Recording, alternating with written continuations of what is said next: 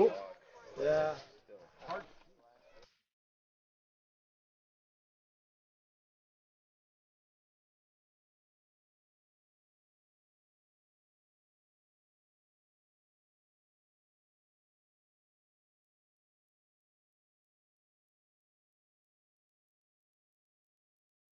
Thank you, folks, for tuning in to another episode of Bucks America Podcast. This is your host, Jeff Vance. And tonight's episode is a pretty fun one because I've had a curiosity about tinkering. And when it comes down to tinkering, I'm talking about ammunition. Now, growing up, my dad reloaded. This is back in the 80s throughout the early 90s until he got divorced.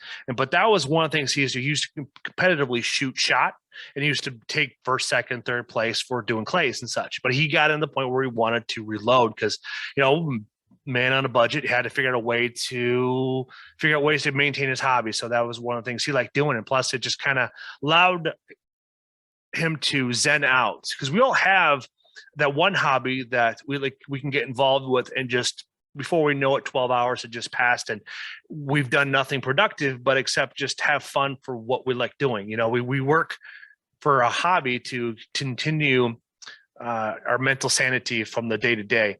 And I'm bringing on Al Quackenbush here, and he has a nice following. He has a blog that's really blossomed to multiple relationships. One in common is HHA USA and HHA Sports. And it's the SoCal Bow Hunter. That's his blog. And he's also does multiple facets of other things too. And we're also going to be talking about the upcoming SHOT Show, because this episode will be releasing this week. So this way, then it'll roll into SHOT Show. So Al, I want to find out more about who you are, because Chris Ham has been pretty influential in a lot of people's lives, and he does a really good job of expanding others' spider webs. I'm sure you're familiar with that term that he likes using.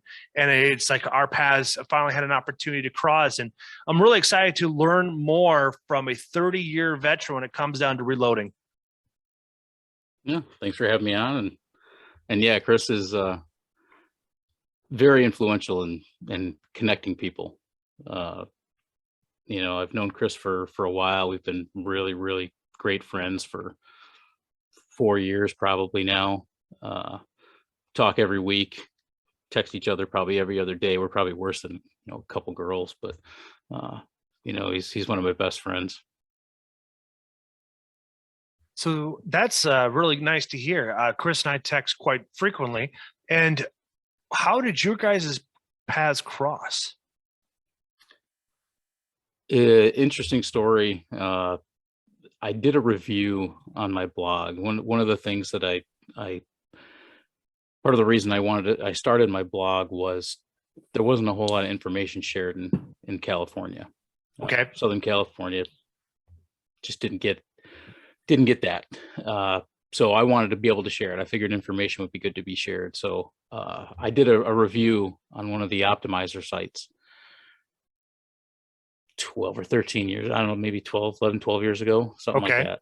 My timing might be off, but Chris told me the story. I actually heard about it for the first time, but he saw the review, printed it out, took it out. He and his brother went fishing, and he brought it to his brother's attention that, we should talk to this guy, and he writes well, and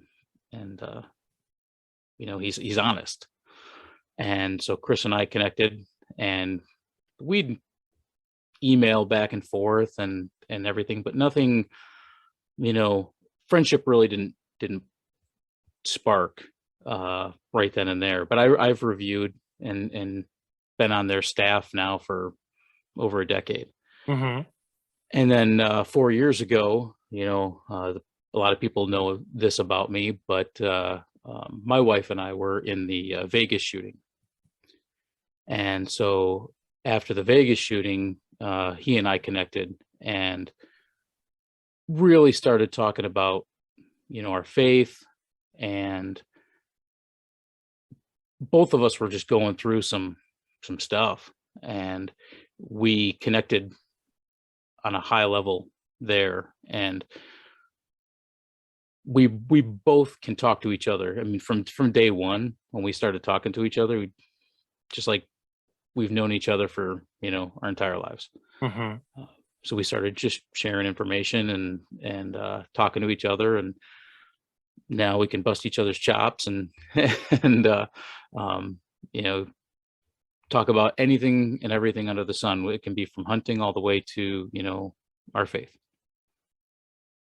That is a very rewarding experience. I've gotten a couple of books from him. We've exchanged books and such, and I've been reading his Dominion recommendation that he gave me a couple of years ago. I don't read it all. I haven't read it all, but I like reading each testimonial that's in it, and it's very appreciative. And it's got me thinking about my own testimonial about what happened to me years ago, and putting it out for others to listen to how I overcame my struggles 15, 16 years ago now. So it's good to talk about those trials, that we've all gone through, the strength that we is created from that experience to help others. And it is rewarding how it can touch somebody's life and change their perspective on themselves and how they can overcome it just by putting mind over matter.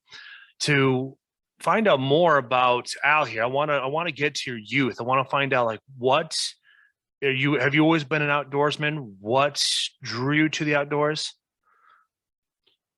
I used to go with my dad and my grandfather when I don't even know how old, before I picked up a rifle, which was at 9 years old. I've got a 22, semi-automatic 22 that's been passed down 4 or 5 generations to my family. And my dad gave it to me when I was 9, and basically taught me firearm safety and taught my brother firearm safety at the same time. My brother 2 years younger than I am. So we got into it right away, but then it was just with that rifle mainly, and that and a 20 gauge, but it was a bow and arrow. My dad put a fiberglass bow and cedar arrows in our hands and set up 3 or 4 hay bales in the side yard and just said, go at it. And we sat there playing cowboys and Indians, train robbers, whatever you want to, call it, all the time, and never really focused on, good target practice. We just got into it that way. And then when I was 13, my dad bought me my first compound bow, and I was hooked. Practiced all the time with it. Got my first deer when I was 14, and from then on, I was always involved with some part of the outdoors, hunting, fishing, you name it. And it wasn't until probably 10 years ago that I really started honing in on certain aspects, getting properly set up, doing things the right way.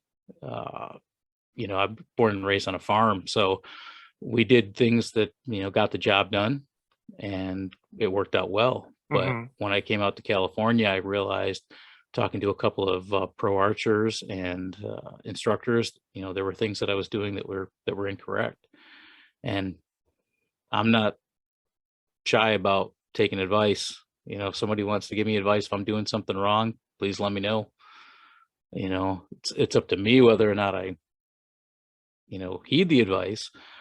But I got some really great advice, and I really, really learned from that. And the rest is history. I shoot all the time now, and just about every day.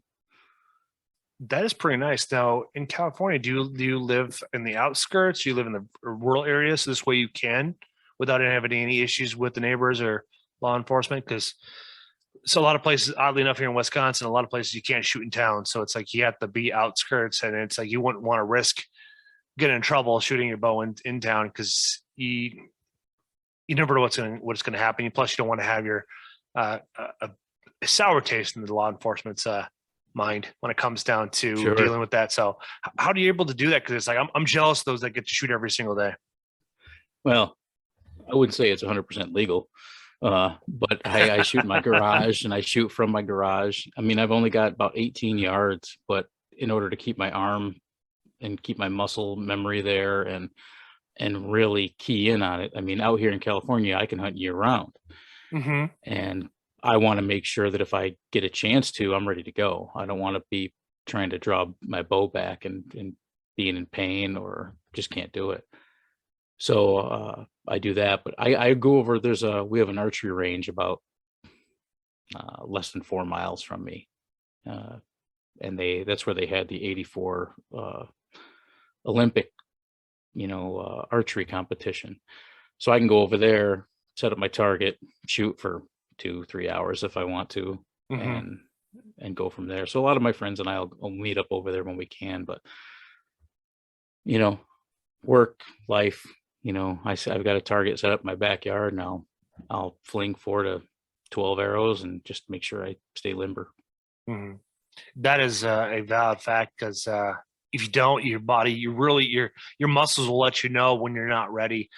With here being like certain counties in Wisconsin, we can hunt all the way up until January 31st, which I can. So I try to keep my shoulders and everything in line. I have what they call an AccuBow. I bought it a couple of years ago to work on my wife's form and her release and just kind of build muscle up. So this way, then she feels more confident. But when I'm sitting here in my office and I have nothing going on, I'll grab it and just draw back. I won't release it, but it's just like I'm simply drawing back and getting to my anchor point and leveling everything out, and then slowly letting it back down. Just kind of just keep those muscles limber and that muscle memory active and such. It's a great tool to have. I got one for my dad a few years back. He had some shoulder issues, and he still plays around with that, from time to time. Got his shoulder back into it, and I considered, getting one. I tore my rotator cuff a few years back, and when the surgeon said, "Yeah, you're going to be you won't be able to shoot a bow for 9 months to a year," I was like, "Yeah, then I'm not having the surgery. What can I do beside that?" And he said, "Physical therapy." So I just lowered the poundage on my bow and went to physical therapy, and I just kept practicing with my bow every day, and I didn't have surgery, and I don't have any pain anymore either. I built up the muscles around it. Tear's still there, but I'm able to shoot a bow, every day now. That is mind over matter. Yeah. There was a doctor that was really big into that, but I can't recall his name. He won the Nobel Peace Prize twice with his evolution in healing and stuff like that. One of his biggest, I think it's Dr. Linus Paul, back in the 60s and 70s. He figured out if you're able to keep your body at a baseline of not natural instead of being acidic or too, what's the word I'm looking for? Becoming basically it's like what's the word? It's like the pH balance in your body, making sure you don't stay toxic. You're able to say keeping a balanced pH level, and if you're able to do that, sure, you're able to basically stem off most sicknesses by maintaining that. And there's a bunch like Kerrigan water softener system. It purifies the water, but the only downside is it still doesn't take out the fluoride that's being pumped into the system. So that's the only downside, that you can't really get rid of it. But there's ways to you work around. I grew up with you probably grew up on well water, so it's far safer than drinking city water. It's true. Yeah. Like all the memes that you see, I don't get sick very often, knock on wood, but I just don't.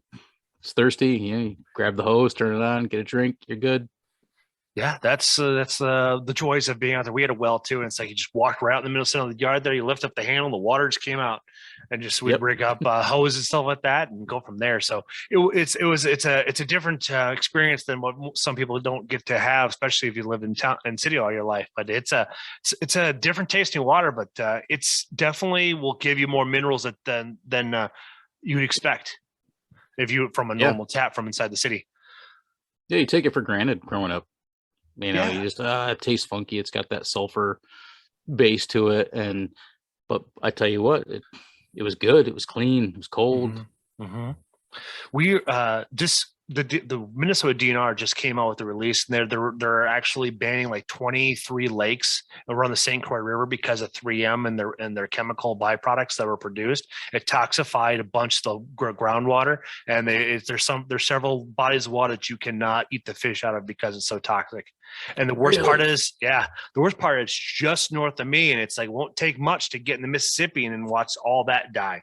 It's like we're at a point in time where we really need to focus on how to fix and clean our water instead of trying to manipulate the society in different aspects, because we need to really focus on the earth, because if we're not careful, we'll turn into a Netflix short. There's a show called Love, Death, and Robots.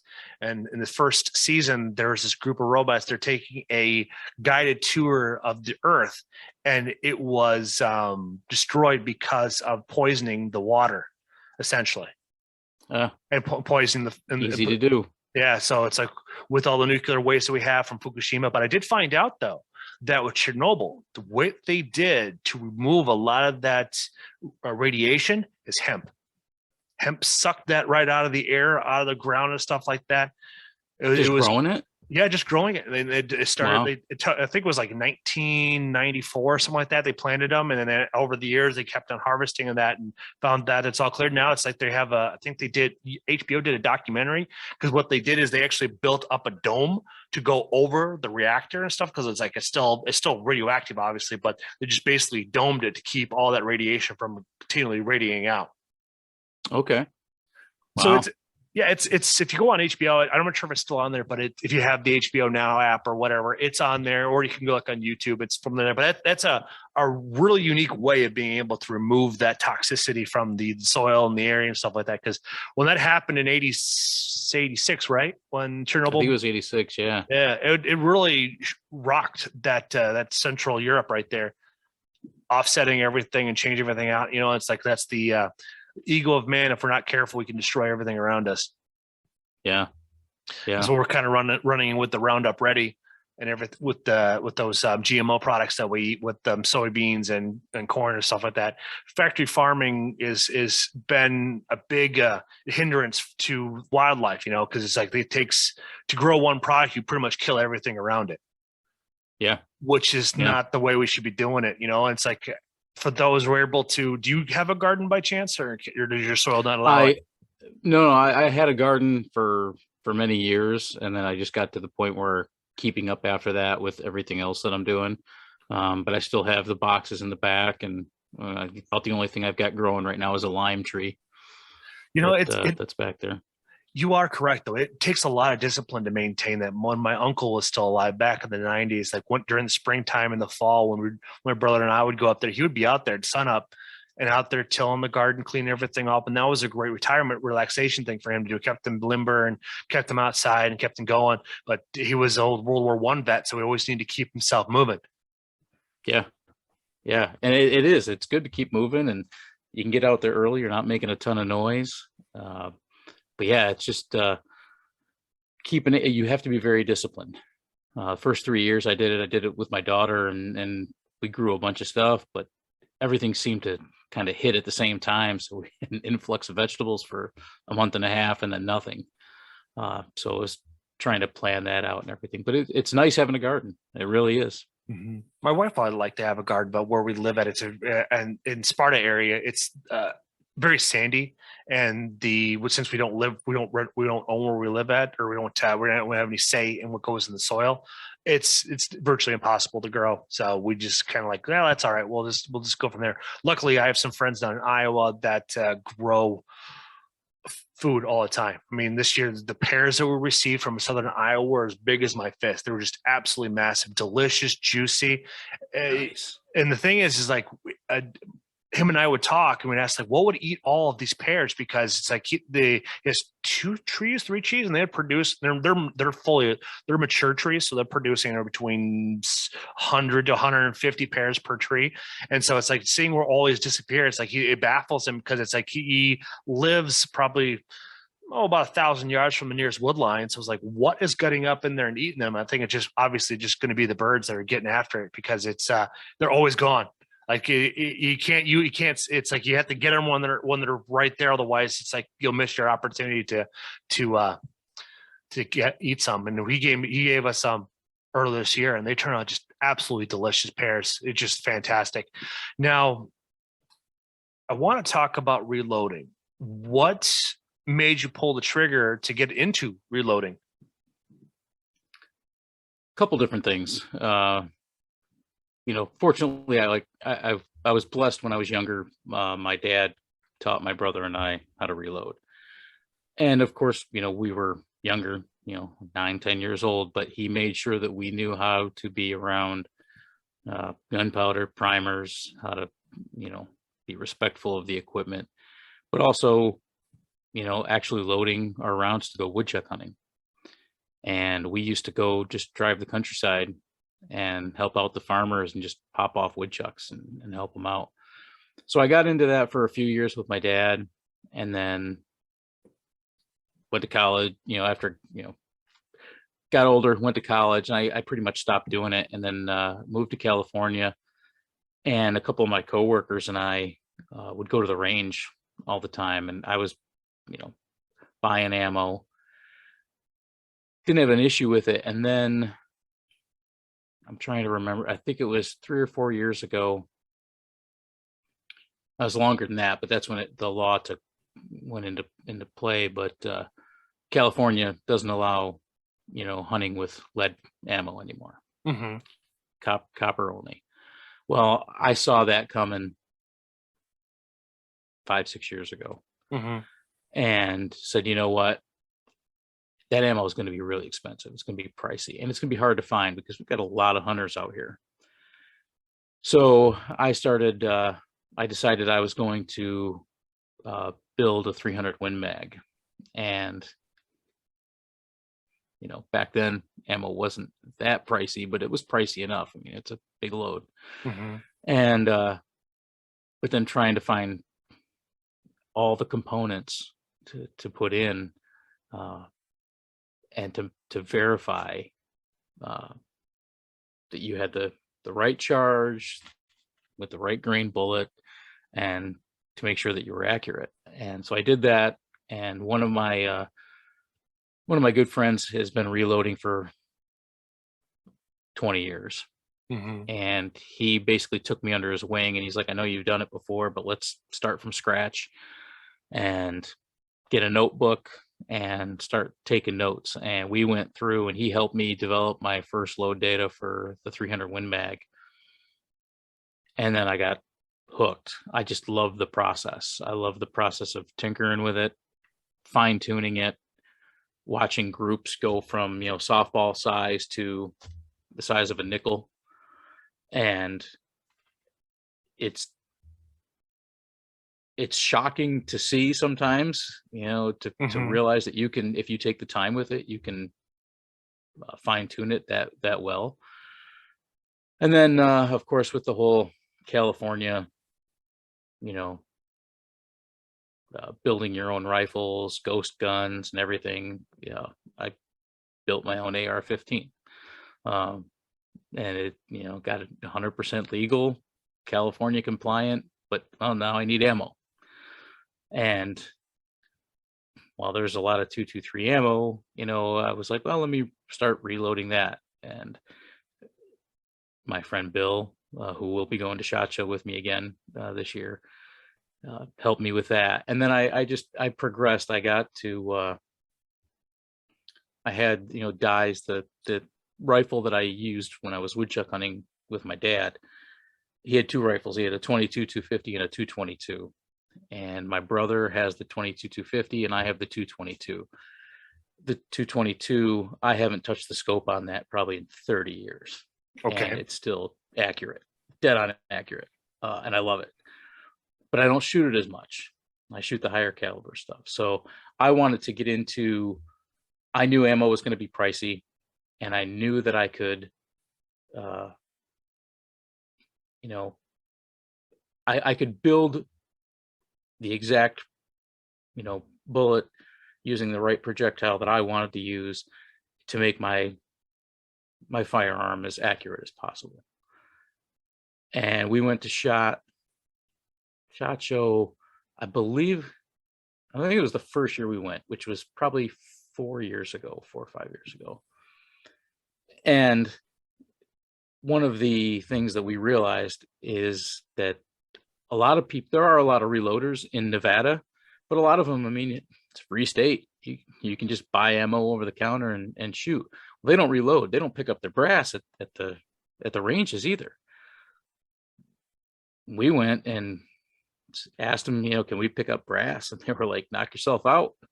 And we came back with 10 5-gallon buckets full of brass. But it gave us a project, and we cleaned a lot of it up. Some of it we recycled, but we were able to use a bunch of it for our testing purposes and just to see what worked well in different firearms. And I got into it. I have my uncle, when he passed away, left me his 270 rifle, and he loved that rifle. And he was we joke about him all the time. We call him the lucky hunter, the lucky fisherman. He just had really good luck shining on him. Well, when I got his 270, it's by far one of the most accurate rifles I've ever used. So I worked for months coming up with the right copper projectile and the right powder load for it, and spent a lot of time going to the range. Now, I reloaded. The part of the reason I reloaded a lot was the ranges out here are at least 45 minutes to an hour from me. They're very full a lot of the time, and you can't really test as well as you want to because you got to wait for everybody. So my friend Bill, we'd go out to the desert, and we'd spend 4 or 5 hours out there just shooting and recording data and getting everything the way, he would shoot his stuff, and I would focus on that 270. And that worked out really well. And I thought I was done reloading a lot for a while. And I had a gentleman online just post something online where he had an old 308 barrel, basically a whole rifle that he had purchased, took it apart, and left it on the floor of his garage for 10 years. Now, if anybody owns a garage or has a garage and knows that concrete, has a lot of moisture, metal doesn't work well with moisture. So this guy wanted to sell everything, and he sold it for a ridiculously low price. And I messaged him right away, said, I'll take it. It'll be a good project. And he's like, well, I don't know if it works. And I said, I'll get it to work. And it was a 308. So I thought, okay, why not buy some more reloading dies and test it out? And it was right about this time that the military was switching from the 308 as the sniper rifle to the 300 Win Mag. And we kind of joked about it at work that, now you're going to have to reload both, for long range shooting and playing around. And I said, let me focus on this 308. So I did a video series, and you can see it. I did some posts on my blog, and it's on my YouTube channel. I took the rifle apart. Actually, it was already apart, but I stripped the rust off of it, cleaned it up, got new components for it, and Cerakoted a lot of it and took it out. And now I've got a fantastic shooting bolt action 308, and not one to be sitting around and being idle. I decided, what if I want a semi-automatic? All right. And so I said, geez, should I build an AR-10? And I started, I think it was it was SHOT Show 2020. I talked to a few of the companies there, some contacts that I had, and I said, I'm interested in building an AR-10 chambered in 308. I said, and here's the reason. I want to be able to hunt with it, but I want to be able to shoot long range with it too.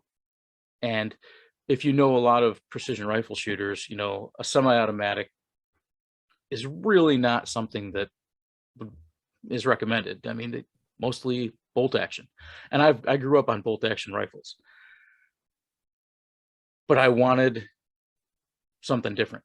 I wanted to see, can I build something, especially for pig hunting? That's really what I wanted to build it for. We texted a little bit today about, pigs and everything like that out here, Central Coast and up. I mean, there's some even close to me, but you can't hunt with a rifle. But if you go to the Central Coast of California and up north, I mean, there's pigs everywhere. And I didn't want to have to rack around and shoot. I wanted to be able to, if I have 3 tags, I want to fill 3 tags as fast as possible. Okay. So I thought, boy, if I have a semi-automatic in 308, that'd be pretty cool. Boy, hell, let me see what it'll cost. And I'm the type of person that I think the 300 Win Mag, when I originally bought it, and then I just replaced a whole bunch of parts on it and everything. I didn't build it. I took a bunch of parts off of it, replaced parts to make it what I wanted it to be. Okay. With the AR-10, I wanted that to be something that I built. The only thing I needed to purchase to go through an FFL was my lower. And once I did that, I worked with a bunch of companies, Aero Precision being one of them, and they were just the knowledge base that these companies have. They're willing to share. They even if you don't use their products, here's what would be good. And let me backtrack a little bit. Part of the reason that I got into the AR-10, I joked about it with my friends at SHOT Show, and I happened to win a silent auction for a Faxon Firearms match barrel and a BCG, a bolt carrier group. And I told them, well, looks like I have to build it now. I won these parts. If anybody knows Faxon Firearms, it's quality materials and quality parts. So I started making a list of everything I wanted on this rifle.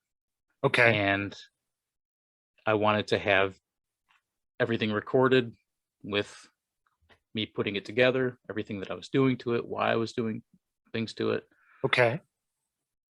And it took me, I think, 1.5 years to get all the parts, just because parts were hard to come by. Lowers, fortunately, I was able to get a lower early on, but just getting parts was difficult. And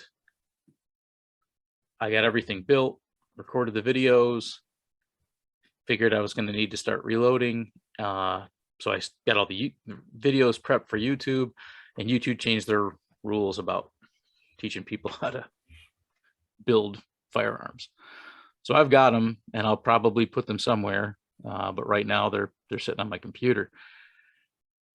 But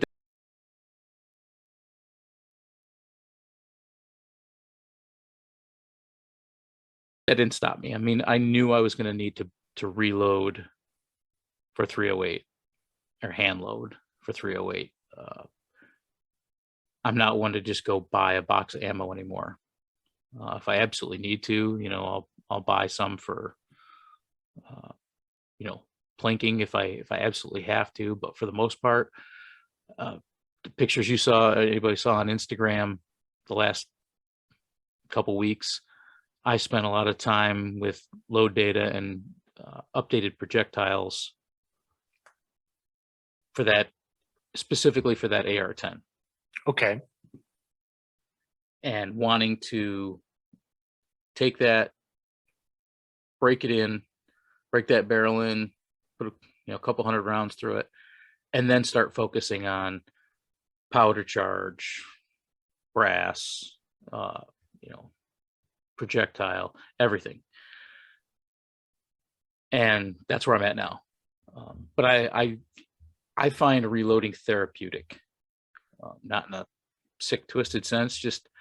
It's just that process of going through it. I mean, there's a lot more steps than I thought. And even as of last night, I wanted to learn a little bit more about some precision rifle shooting. And I learned a little bit more about, what you can do if you really want to get nitpicky. And I'm not Okay. quite there yet, but it's pretty cool. I mean, it's very cool.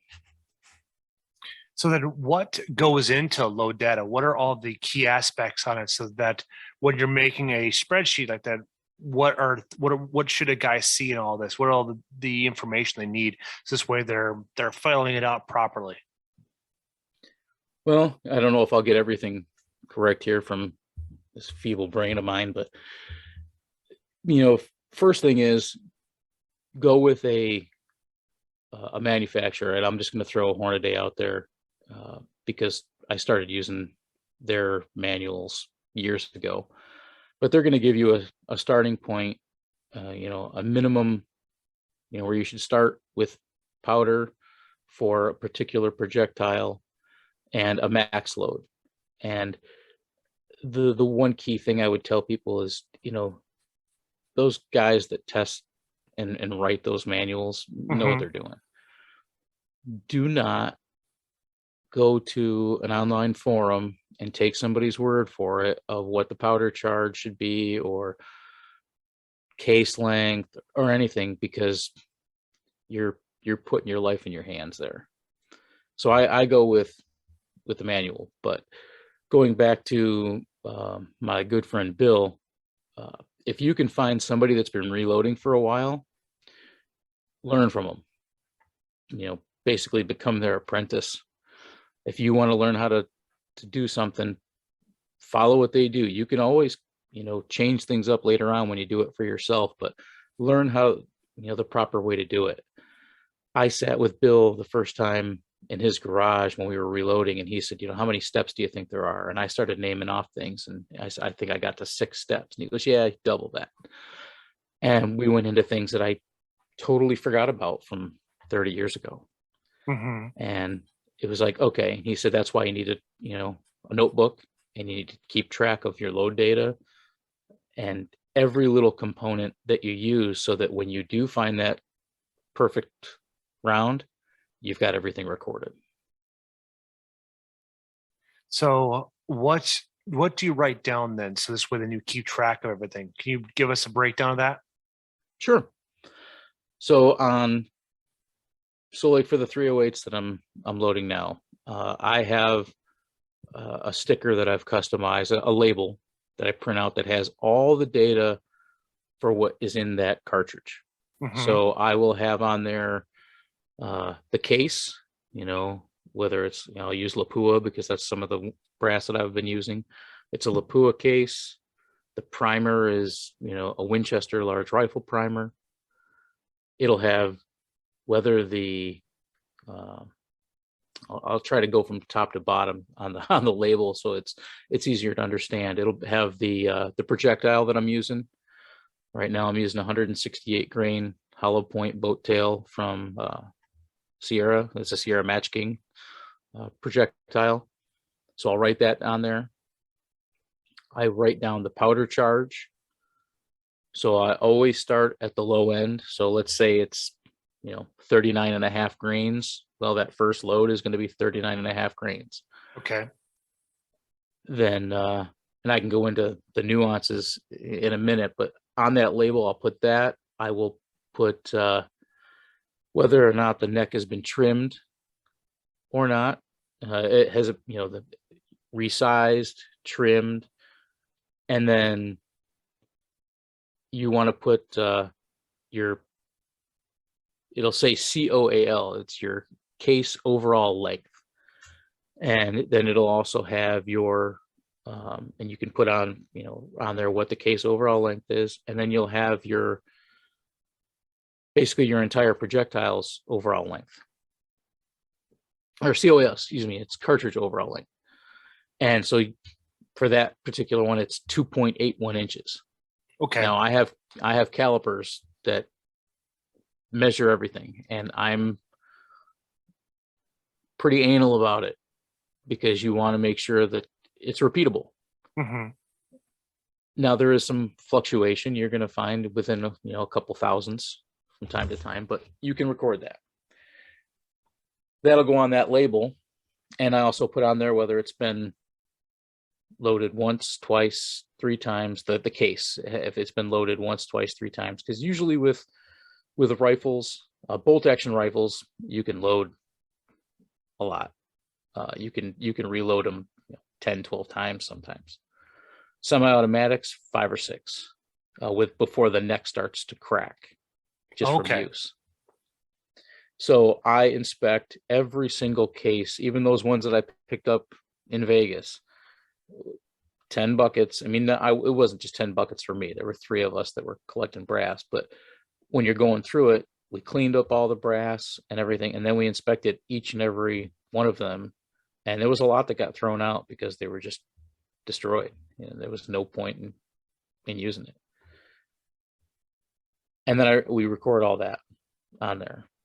And then sometimes I'll take notes. So I'll put all of that stuff will go into my book.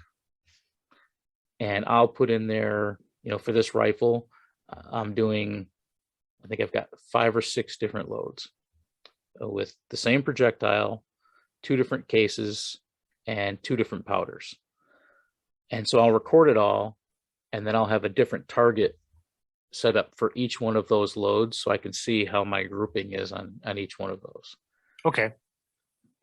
There's a lot more that you can do with it, as far as, you can tinker a lot with your projectile seating depth and getting it so that your groups are, much tighter. I'm not there yet. I'm learning about it. I think it's very cool. It's a very interesting topic, and it's worth it if you have the time to spend on it. But with me, as long as I can get to where I can take down a pig at, a few 100 yards, I'm happy. Now, you mentioned the neck, like shaving it down. Like, what do you measure what you consider safe and what is unsafe? Because I'm not familiar with that. So can you explain that to me? Sure. Basically, your chamber and your rifle, where the case meets, and I'm going to get the terminology all screwed up here, but especially with a semi-automatic, the military rifles and everything, there was a lot of tolerance.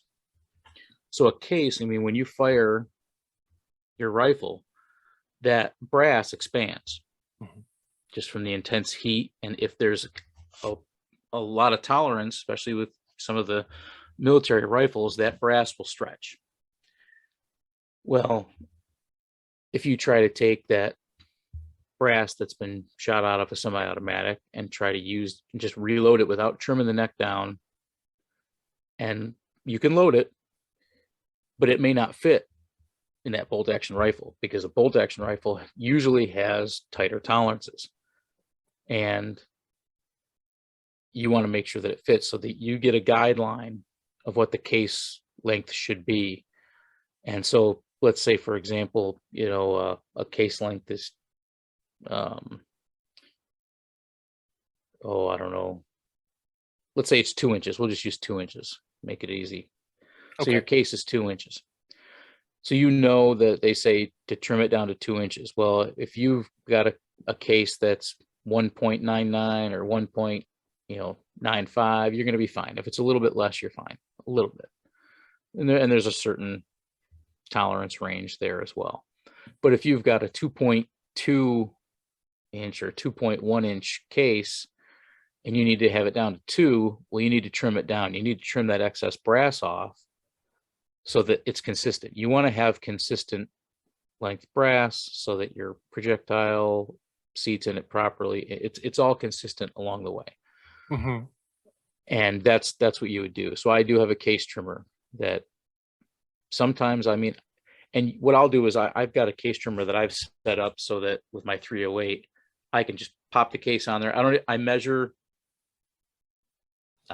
one out of every 25 to 50, just to mess around. But I got it set so that all I have to do is set it up, and I get it to where I need it to trim down to. And then I just go through one after the other and trim it if it needs to be trimmed. And you'll see on some of them, the thing will just spin and it won't even, do anything. Well, then you don't have to worry about it. It's short. It's short enough.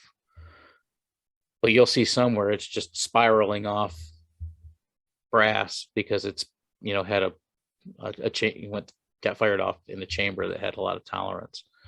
And I learned that, just going through the brass from the range. Amazing how many different rifle manufacturers, the specs are just slightly different. So that's why you have to be, as precise as you can be for those, rifles or handguns that you shoot. Or, you can reload shotgun ammo if you want to, but I won't do that. I like tinkering with brass and copper. So you said you trim the brass down to meet the tolerance. Now, what does it sand it down? Does it cut it down? It cuts it down. I've got a trimmer, a case trimmer that has it goes inside the neck, and there's a little edge that just spins around, and it'll spiral off until it gets to, basically it has a stopping point. Mm-hmm. And once it gets to that point, it'll spin, but it won't cut anymore. Okay. And then you're done. And then you just take it off, and it might have a little bit of funk on the edges. So you do have a tool that'll help clean the inside and the outside. I've got one that I use by hand just because, like I said, it's therapeutic. I can go through by hand. Mm-hmm. But they do have some, RCBS has a great one that I've seen used that has all the different little tools on it that you need that are just spinning, and you just go through one by one and take care of, what you need to take care of. I just take my time because I want everything to be as perfect as I can make it for me. Then when you're writing out the data sheet, what are all the key aspects do you write down? So this way, then if you were to hand this to me, I would know what each one means. Well, beside the load data that goes on the label, some of the key components are, when I go to the range, I'll have the load data, and I'll check what the barometric pressure is, what the temperature is, what the wind is, and I record all that. Especially temperature and pressure, because I found out, I was talking to a gunsmith a couple years ago about my 270 load data, and I was telling him, I'm accurate to 300 yards with it. It's the best shooting rifle I've had. I said, I'm taking it to New York to hunt whitetails. And he said, be careful. You're going to have, it's going to drop a lot faster than you think. And we went through, and he walked me through the data with the temperature change and the elevation change. That's the other thing, is you can record your elevation, because your rifle could act, fire a little bit different at different elevations. And just so some of that data you may not even care about. I know that if I were to take a guess, when my dad was, hunting woodchucks and loading his rifle to go deer hunting, he didn't care about pressure and temperature. Mm-hmm. It was just, can I put this, inside a quarter at 100 and 200 yards? Mm-hmm. And that's all you needed it for. Me, well, I'm a little bit more picky. I want to get my projectiles touching if I can, and try to make it work that project and that process through to get the best I can out of that rifle. So I'll record all of that. Once in a while, usually when I'm done, I haven't done this recently. I haven't been to the range recently, but powder burn off. Sometimes you can tell. I've used a handful of different powders over the last 5 years, and some of them burn a lot cleaner than others. And what I mean by that is, some cases come out looking really, really good with just a little bit of powder at the end, and some are just covered in powder. Mm-hmm. And they're filthy.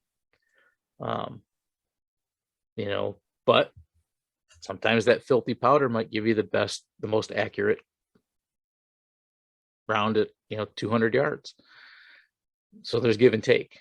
How often do you want to have to clean your rifle? Personally, I don't care. I'll clean my rifle as many times as I want and as I need to, if my, load data is on and I'm accurate.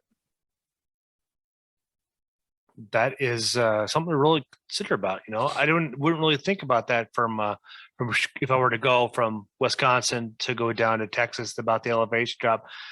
So with the powder, so when you're building a load, how many rounds do you build of one particular loadout before you move on to the next loadout? So this way, then you're keeping your data consistent. I usually load 10 rounds.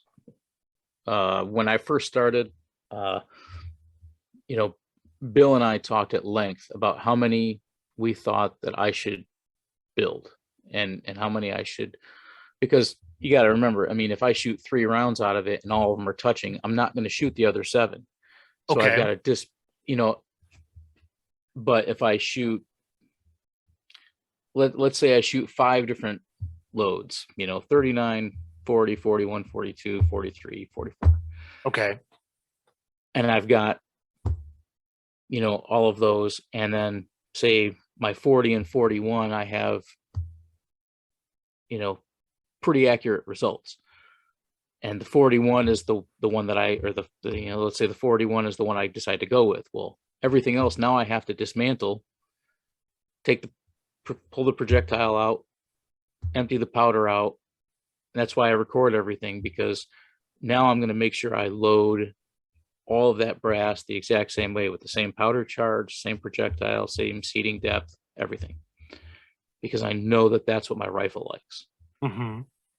And that 270 was a good learning experience for me, because I loaded 10 rounds, because sometimes you'll get what everybody calls a flyer. You'll shoot, there'll be a gust of wind at 200 yards, 100 yards, and your bullet will hit 8 inches right or 5 inches left, and what did I do wrong? It's not that you necessarily did anything wrong. It could be you, but that's why I load 10 rounds, and I try to shoot 5. Mm-hmm. In the bottom of my ammo can, I probably have a bunch of bags that have 4 or 5 rounds still left in them. Okay. Which is fine, but I have all the targets and everything as well. And I just haven't gotten around to pulling everything. But I load 10. And then I know that I have enough. And if I want to shoot them, I can. Or if I have a friend with me at the range and I want to see if it's working as well with them, they might shoot it as well. But more than likely, I come back with a lot more ammo than is expected. We joke about when we go to the range, the guys out there will shoot 200 to 500 rounds, no problem, and I might shoot 20 to 50. All right. Because I'm picky. I don't like to waste ammo, but for me, just blasting, out here we can only have a 10 round magazine anyway. Mm-hmm. Mm-hmm. So I've got, if I've got 10 round magazines loaded and I'm just blasting at tree stumps, I get nothing out of it. For me, I like to be able to take put a golf ball out at 100 yards and knock it off a tee. That's my thrill. So I will take my time. And the other thing too, that I didn't mention, but I don't record it. I don't necessarily know how you would, but letting your barrel cool off when you're testing rounds. I wait anywhere from, usually it's about 5 minutes in between each shot before I shoot another round, because once your barrel heats up, if you continually shoot, your results will change. That first shot, that cold barrel shot, while it might be good, I don't necessarily focus on that with everything that I've got, because if you're testing a bunch of rounds at the range, you've only got one cold barrel shot. Mm-hmm. So this year I actually picked up a rifle cool from Magneto Speed. You actually, it's got a fan on it and everything. You just plug it right into your chamber, drop the bolt out or back and put it in there and let it cool off the barrel as best you can. I mean, it's still going to be hot. It's not going to be perfect, but you can be consistent with your timing as far as, the amount of time you let it cool off. It's not a perfect science out here. When we go shoot in the desert. In the morning, it could be, we've been out there before where it's 25 degrees to start off. Mm-hmm. And then it's 70 degrees to 80 degrees by the time we leave. So there's a huge fluctuation. So in between, the rounds, if I've got a powder charge of 39 that I'm starting with at 25 degrees, well, I record that it was 25 degrees at 7 a.m. Here's the pressure. And then my last load, let's say, is at 10 o'clock and it's 75. Well, it's a big change. And if my 39 grain powder charge was my best powder charge when it was 25 degrees, well, then I need to shoot that again when it's 75, 80 degrees out and make sure that it's still functioning the way that I want to in those different temperatures. The only rifle I've got right now that I know for a fact works well like that is my 300 Win Mag. But I haven't spent weeks testing it at the range and loading different rounds for it either to make sure that it works in all different sorts of temperatures and pressures. I mean, it's a rabbit hole. You get going down it. That's, if you have one rifle and you want to focus on that, it's perfect. I reload for what did I say? I think it's 6 rifles. Yeah, I've got 8. Well, I reload for a 44 Magnum and 10 millimeter pistol rounds as well. So I've got 6 rifles I reload for and 2 handguns. Well, the 44 mag is my lever action, but I could, it's handgun and 44 mag ammunition. But I mean, there's different things with that too. Like, you don't have to size, if you're shooting a 44 mag revolver, it's open at the end inside that chamber. You don't have to resize the brass. You clean it. I mean, you resize, you don't have to trim it. You have to resize it, but you don't have to trim it. Mm-hmm. And you can just keep shooting and shooting and shooting. Now it's going to thin out after time if you continually shooting the same brass, but that's why you check it. So when you check the tolerances on the side, then what is the safe tolerance of the sides of the brass this way that it doesn't lead into a failure? No idea. Oh, really? You've got to check, each thing. I mean, there really isn't, as far as I'm aware. I mean, I know that there are people that check for little nuances with their brass. I'm mainly looking at for cracks or, something didn't eject properly. Why? I'm looking more at, especially if I'm shooting a semi-automatic. Bolt action, I mean, everything is pretty much in that enclosed chamber. That projectile, if you're shooting a semi-automatic, it's, as soon as you fire it, it's cycling that other one right through. Mm-hmm. Bolt action, it's, by the time you get to it and eject that shell, it's takes more time than that semi-automatic. So that's already started to cool down in that barrel. Okay. Not much, but enough where it's not, it's retaining that shape. So there's going to be less resizing. I mean, it still needs to be resized, but it's going to be less wear and tear on that cartridge, that case, versus out of a semi-automatic. At least that's from my experience. And everything that I say should be taken with a grain of salt. I'm still learning, no matter what I do. Even any type of hunting, no matter what seminar I give, I tell people I'm still learning. I learn something new every day. I try to learn something new every day, especially when it comes to reloading or hunting. I want to better myself. And last night was a good example about, projectile seating depth and getting everything set properly so that you can be more accurate most of the time. So it's a learning experience. You have to be patient and you have to take your time. You don't want to miss a step, and you don't want to be reloading and doing something else at the same time. If you're going to be reloading, focus on that. Some days I'll just go out and I'll prep brass. I'm not going to go from start to finish. I mean, it's a process. You got to, clean your brass, you resize your brass, you throw it in a tumbler, you trim it. I mean, all the different steps. There's some days I'll go out and I'll just trim the brass, trim the primer pockets, and put in a new primer, and then I just let it sit. I mean, I've got brass that's been sitting out there for years, sealed up. That's another key component that I haven't mentioned, but my brass sits in my garage, but once I'm done prepping it, it goes in plastic bags. I don't want the moisture getting to it, even though we're in a dry climate out here. If you think about it, where you are, when you get snow, even my gun safe has a dehumidifier in it. Do I really need it?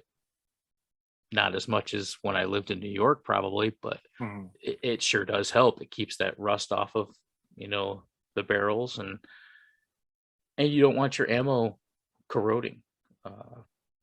That'll also weaken the brass. If you get too much moisture. I've got some 222 loaded ammo that my dad gave me, that I'm glad that he gave me, because it's something I can use when I'm teaching people about what I've learned. Is it when I got it, we were looking through it, the necks are cracked, and the only reason that we know that the necks are cracked and why it happened is they were stored in his basement. Basements have a lot of moisture. Yes, they do. And the ammo that was kept in his cases and plastic bags and everything, just fine, shiny and everything. This has, you can tell it's got moisture spots on the brass, and they cracked. For me, I'm glad that I saw that. It's a learning experience. I know not to leave my brass or my loaded ammo out where the elements can get at it. Unless you're going to be shooting it, right away. I've hunted in the rain with my rifle before, and I still will, and I will still dry everything off when I come back in. But you have to take care of your stuff, and that goes for your ammunition too. You mentioned you learned something last night about the setting of the neck. Could you explain that lesson to me, like what you learned? Because it's like I'm kind of curious, like the depth of the projectile in the neck to provide that optimal shot. I'll go over it briefly, but I will recommend going to Eric. Go to YouTube and look up Eric Cortina, precision rifle shooter, shoots F-class. Very personable in his videos and very likable. And I mean, the first video I saw last night of his, I'd heard his name mentioned a few times, and it said, check out his stuff. Okay, I'll get around to it. Last night I said, you know what? I lit up a cigar and I sat down and I watched an hour and a half of his videos, and I learned something from every single one of them. And basically the first one that he was talking about was what's called chasing the lands, and the lands being the rifling in your barrel. Okay. Now, there was somebody else that was doing a video beforehand, and they said, go check out Eric's video on this and why you shouldn't chase the lands, why you'll drive yourself crazy. Basically what it is when the case gets to its furthest point, when you let's say, for example, and I'm going to kind of probably butcher this, but this is the Cliff Notes version. If you don't seat that projectile just right, once it gets to a certain point, it's that 2.81 inch cartridge overall length that I have for my 308. Mm-hmm. If I had not seated that projectile to that depth and I left it out, and so say it was 2.85 or 2.86, that Mm-hmm. might be too long. More than likely it would be, and it would catch in the barrel. It would catch in that rifling. So when I go to eject that shell, if I don't have that projectile crimped in properly, that bullet's going to stay there, and then I'm going to get powder and everything all over my rifle. But that's basically his description. He talks about jump, in the lands, and jam. And this is all his stuff. This is what I learned last night. Basically jump and in the lands are good. Jam is not. Basically jam being that you don't want to have your projectile out too far and jam it into that rifling. You want to have it so that it either fits in there perfectly where you're in the lands, or where it jumps, meaning that there's a little bit of a gap from the edge of the end of that case to the rifling, so that bullet can go through and there's no issues. Definitely watch his video on it. It's 25 minutes long, but it went very fast. He's, as far as I'm concerned, he's a great teacher, and I couldn't give a seminar as well as he does. I watched, it's a two-parter, so it was about 50 minutes, maybe not quite that long, maybe 35, 40 minutes altogether, because people still had questions about it. And there are people that will, what they call, chase the lands. They want to get it perfect. But the point he was trying to make is, you put 100 rounds or 200 rounds through that barrel, it's that rifle barrel now changed because of the heat, because of the shooting, because of whatever factors, how many rounds you put through it, the tolerance is now changed. And it's going to be a few thousands, but it has changed. And if you try to go through that whole process again of getting that perfect seating depth, precision rifle shooters do it. They do it for a reason. I mean, they want to have groups that are tight. I'm not there yet. I thought it was very informative and I learned a lot, but when I'm shooting a pig or I'm shooting a deer, they don't care if I'm shooting within a dime at 200 yards. I just need to make sure that I'm accurate. So, but I do want to get to a certain degree of precision with this rifle. I don't expect to be in any competitions or anything with a semi-automatic rifle, but I want to be able to shoot out to 1,000 yards with it. That's a good goal. Yeah.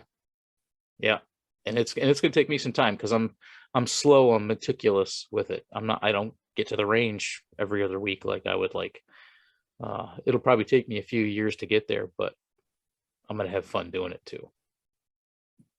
That is the dream right there, to be able to get out to the range more than once. I'm in the same boat. Like I have a couple of different places where I can go shoot.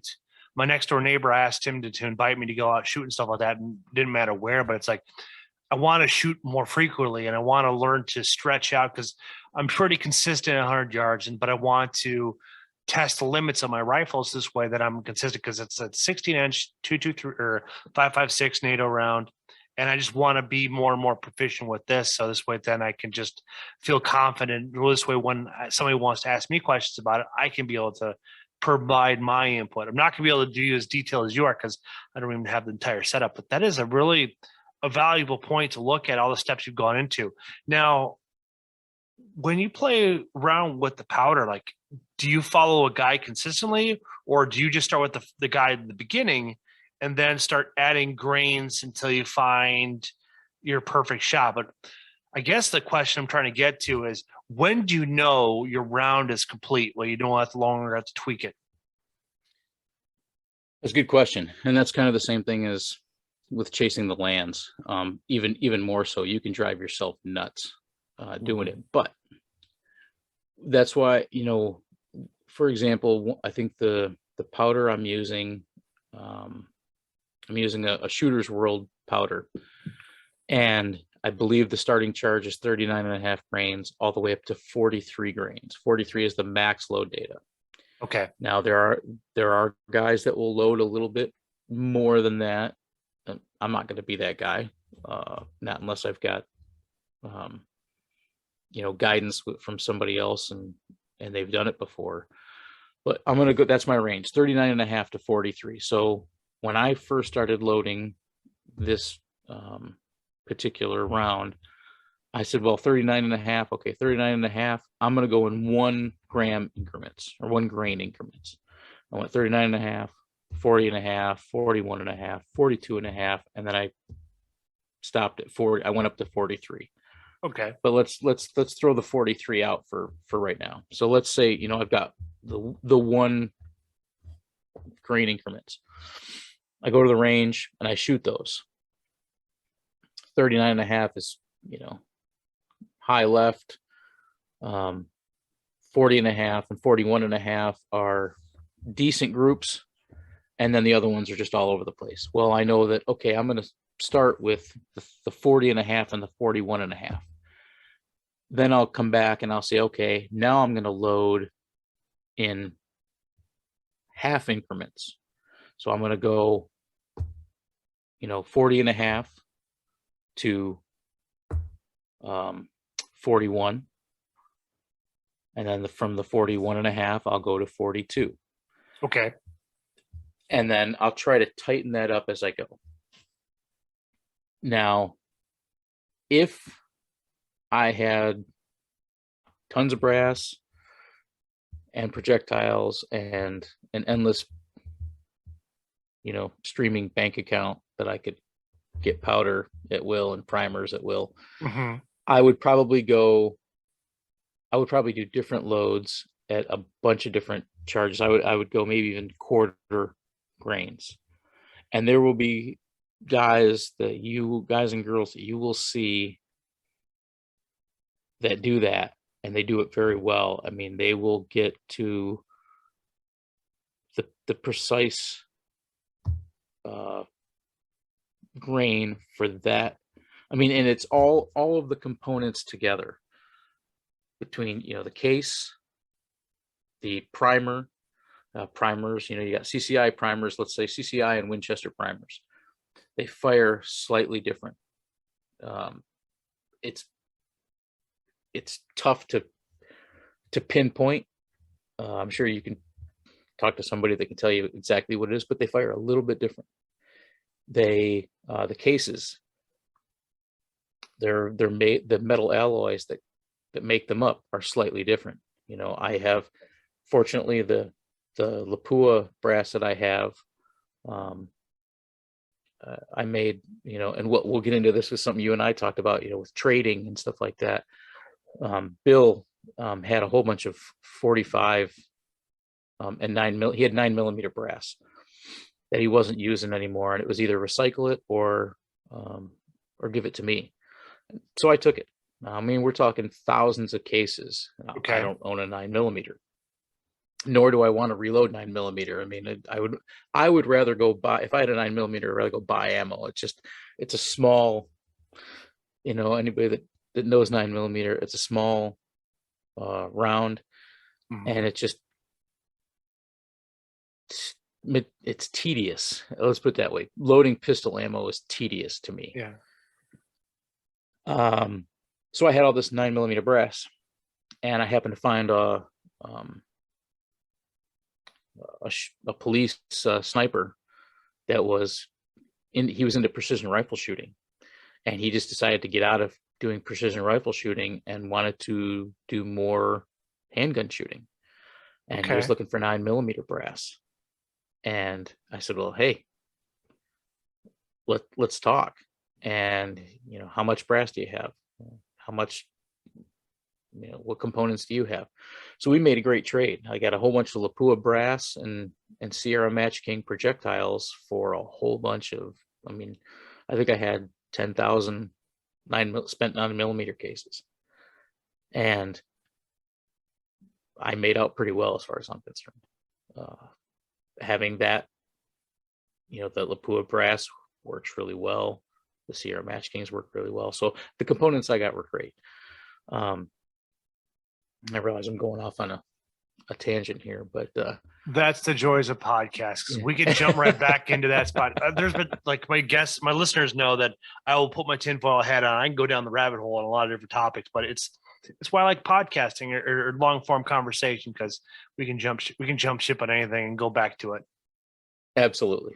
And I mean, it's just fun talking about stuff like this, and knowing, that you can play around. And I think that's what we're talking about. You could go in between these 20.25 grain increments and get to where you're, putting 3 projectiles. I mean, you got quarter MOA, basically they're touching at a target at 100, 200, 300 yards, whatever you want to do. There's 1/2 inch MOA, it all depends on what you want for you. I mean, and I shoot for me. I don't shoot for anybody else. When I go to the range, my friends and I will all joke, hey, who can get the closest to the center of this or that? And we just have fun, playing with each other. But I will sit there and take 15 minutes setting up to shoot one, particular round. Now, I will say that I'm learning different things as I go. And I was, Kentucky windage was in our vocabulary growing up. I did not, when I was deer hunting in New York, it was shotgun or bow. There was no rifle hunting where I was at. It wasn't until I left New York and moved to California that they legalized rifle hunting where I grew up. Okay. So I do go back and I rifle hunt, but some of the things that I really want to learn, where I will probably take a course in, is, dialing my scope for a particular situation based on, range, temperature, wind, everything, to be able to know my scope intimately, that I can dial it very well. And there's another Eric Cortina video where he actually hired, actually recently too, just hired a special forces sniper as on his staff, and they go shoot at the range, and the way they talk about it, they're having fun with each other, but the way they're talking, they're shooting at 500 yards. And this guy Jason describes exactly what he's doing and why. And the great thing about it is, fortunately, I've been shooting long enough that I know the terminology and I understood what he was saying, but it clicked. And I was like, oh, wow, okay, let's see if this, works out. And sure enough, what he was doing, made sense.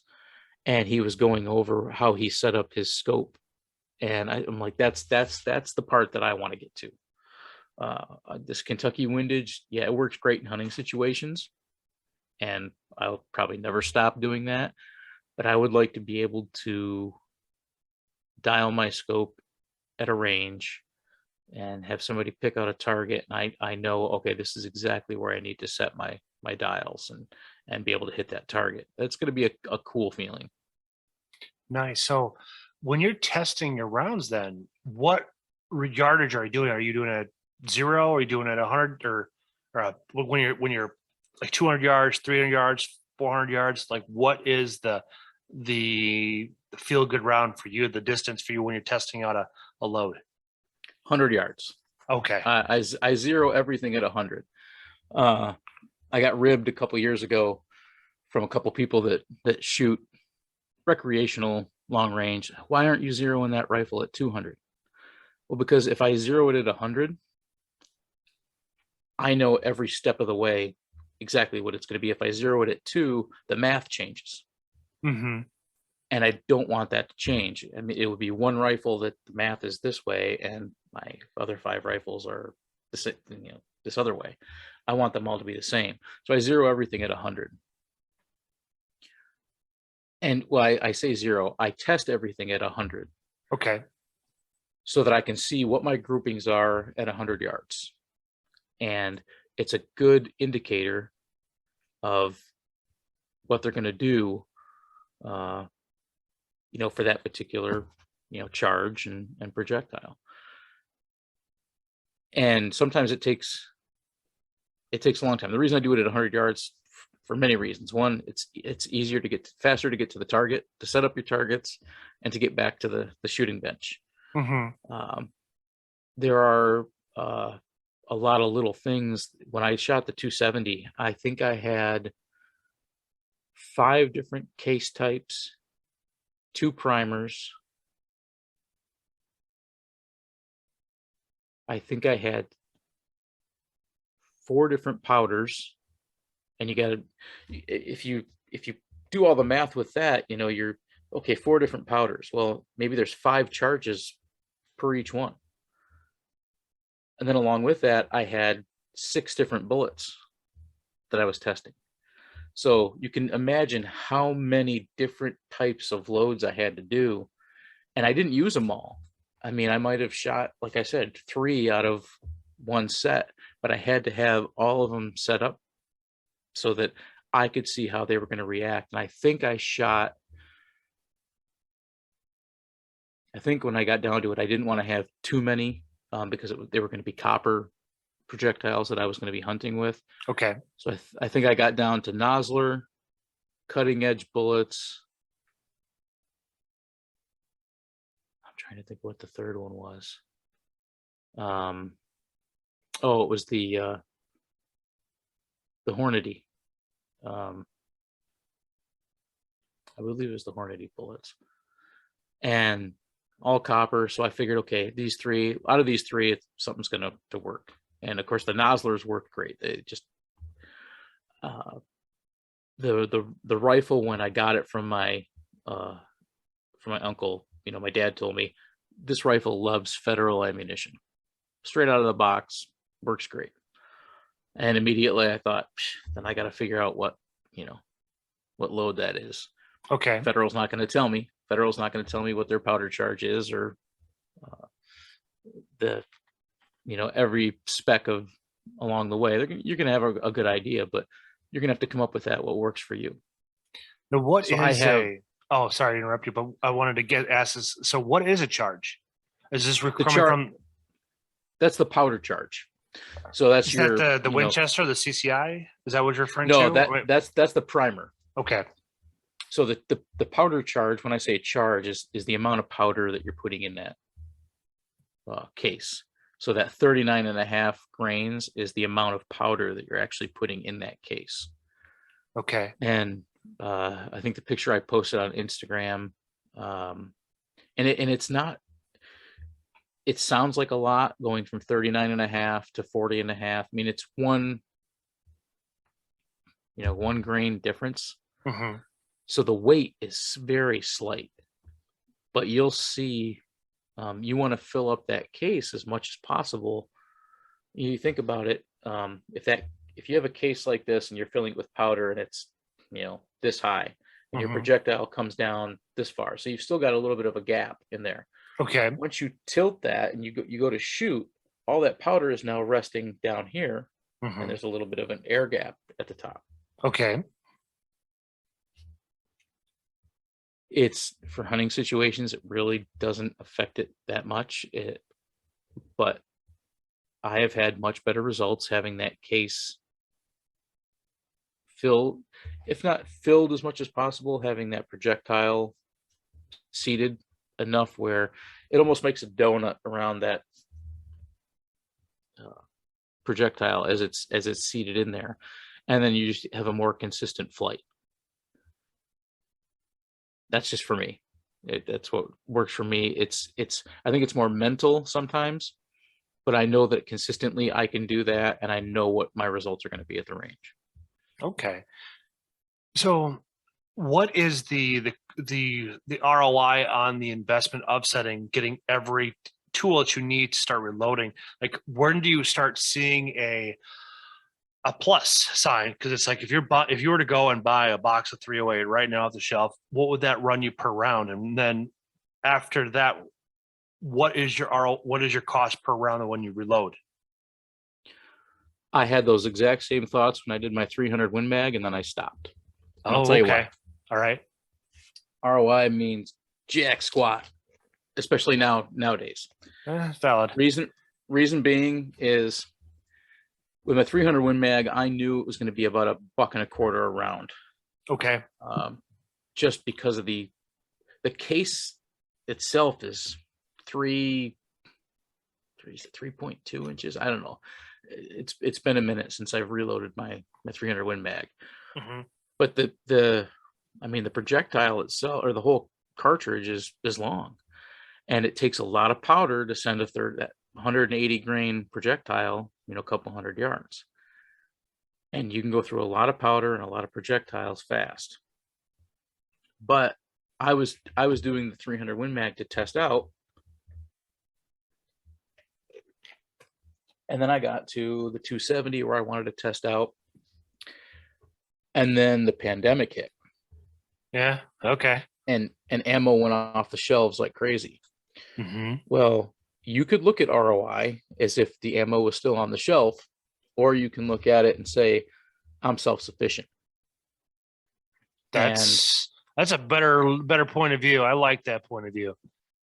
It's much easier for me to, well, and in California, you've got to fill out paperwork now to go buy ammo. Geez, they've already started their registration. It's like, next thing you know, they're going to ask them for a tattoo on your forearm. Pretty much.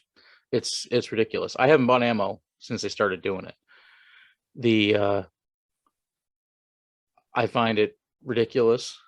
And I get challenged by it because, I was in the Vegas shooting, I saw people die, and I'm like, yeah, but there's a fine line. I'm a Second Amendment supporter. And I mean, 2 weeks after it happened, I was at the rifle range. It's not going to affect me shooting, and once the pandemic hit, I had so many people, telling me, ammo is so expensive. Well, now half the time you can't find it. We used to, I gave a seminar on comparing the 270 Winchester to the 30-06. Okay. Virtually the same cartridge. But if you were to look in any sporting goods store, when, say you traveled from, Wisconsin to Alaska, and your ammo didn't make it, well, you could pretty much find 30-06 on the shelf. Yeah, true. 270, maybe not. But 30-06 is probably the most common round for hunting in North America. That can knock down just about anything. I mean, you can use it for anything. So, but 30-06 you could find, and then 2 years ago you couldn't find it anymore. Yeah, it was scarce here, even here in Wisconsin. I mean, I met a guy in Medford, Wisconsin. I told the guy, I was like, I came up from La Crosse and I wanted to get some. I saw you on TikTok, oddly enough, and I want to come check out your store. And it's like, all I have is a box of 30-06s, one run around missing, but I'll sell you the box. It's like, sold, because I can't find anywhere. Yeah. The only thing I think you could find on the shelf is 380 ammo, 380 handgun ammo, and I don't know a whole lot of people shooting 380. Not a lot. I know I have my good friend. He's trying to unload his 380. He's been pushing me to buy, because it's a 1911 Browning. I just like that the frame. It fits good in my hand because I got big grips. But yeah, it's like, you're right. It's not a very common round. Not a very people use it as a conceal and carry. Yeah. Well, I think the other thing too, you bring up a good point. It kind of segues into, we talk about the 380 and your friends trying to get rid of it. on the flip side, there's more manufacturers coming out with new rounds all the time. Just recently, I think it was Federal that came out with the 30. I can't even think of the name of it right now.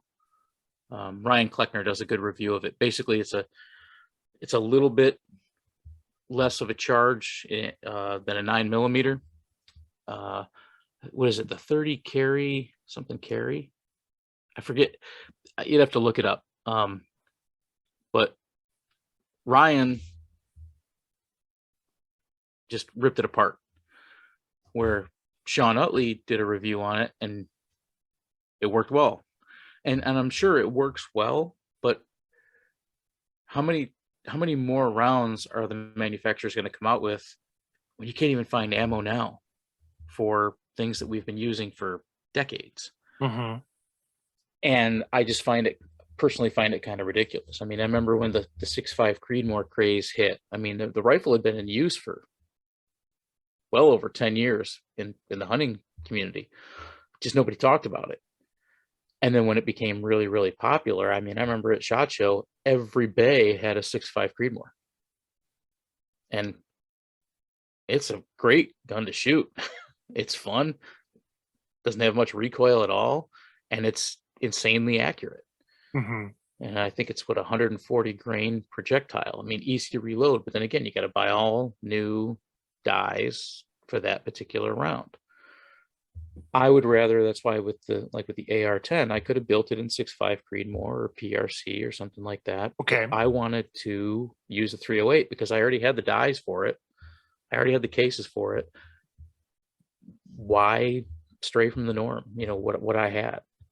And so I've stuck with it. Now there are a lot of other rifles that are really tempting to use, but I'm happy with what I have. There are people that like to get a new rifle every other year and tinker and reload and do hand loads for it. Go nuts. You know, learn all you can. Me, I'm not that guy. Same boat. Me neither. It's my 223 was my first rifle I actually ever bought brand new, because my 30-06 used, paid $200 for it, got a Vortex Crossfire 2 for it, sighted it in, and I love every minute of it.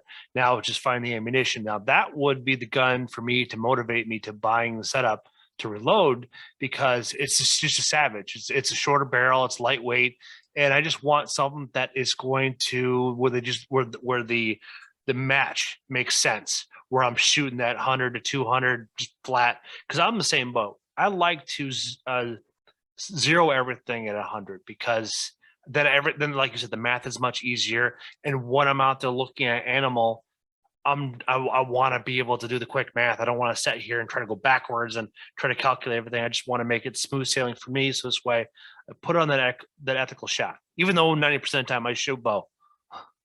Yeah, exactly. But and that's why we practice so much with our bows. But we're shooting, let's say, max range at 40 yards on an animal. You know, there's a lot more distance you could shoot at with a rifle. Yes. I've only taken a couple deer with a rifle. Most of my deer have been with a bow, but to be able to reach out and take one with an accurate firearm is great as well. It's just every hunter is different. As long as we're all supporting each other, you know, you want to do it a certain way and I want to do it a certain way. Hey, as long as we're going out there and we're hunting, we're having a good time. But same thing, you know, you've got your Savage, and you could come up with the load data for it that works great for you, and that you might be using that rifle for the next 20-30 years and hand it down, if you never know. But a 30-06 is a great rifle. My brother has a Savage, I think it was one of the Axis 2. Okay. And he's had problems, and he's a tinkerer like me. He reloads his 30-06 ammo, but he had issues with the bolt. First, the firing pin was messing up. He had to actually put a couple of washers in, because when they made that rifle, I mean, what was it? You could buy it brand new for probably $350. Came with a loop-holed scope, I mean, the scope itself to me was worth more than the rifle itself. Mm-hmm. But he had issues. He shot, I think, for a year and a half and didn't have any problem with it. And then he had issues. Well, Savage didn't make the parts for it, didn't make replacement parts or anything. So he's been doing everything himself to get everything to work right. Now, my brother's like me. He's stubborn. He likes that rifle, Mm-hmm. but he's also going to be my photographer at SHOT. And I also wanted him to come out to SHOT, to be my photographer, to just shoot some video, but also see what it's all about and to get to shoot some of these different firearms. That Savage Axis 2 might be collecting dust after next week. You might find something that you really love. And he loves a 30-06.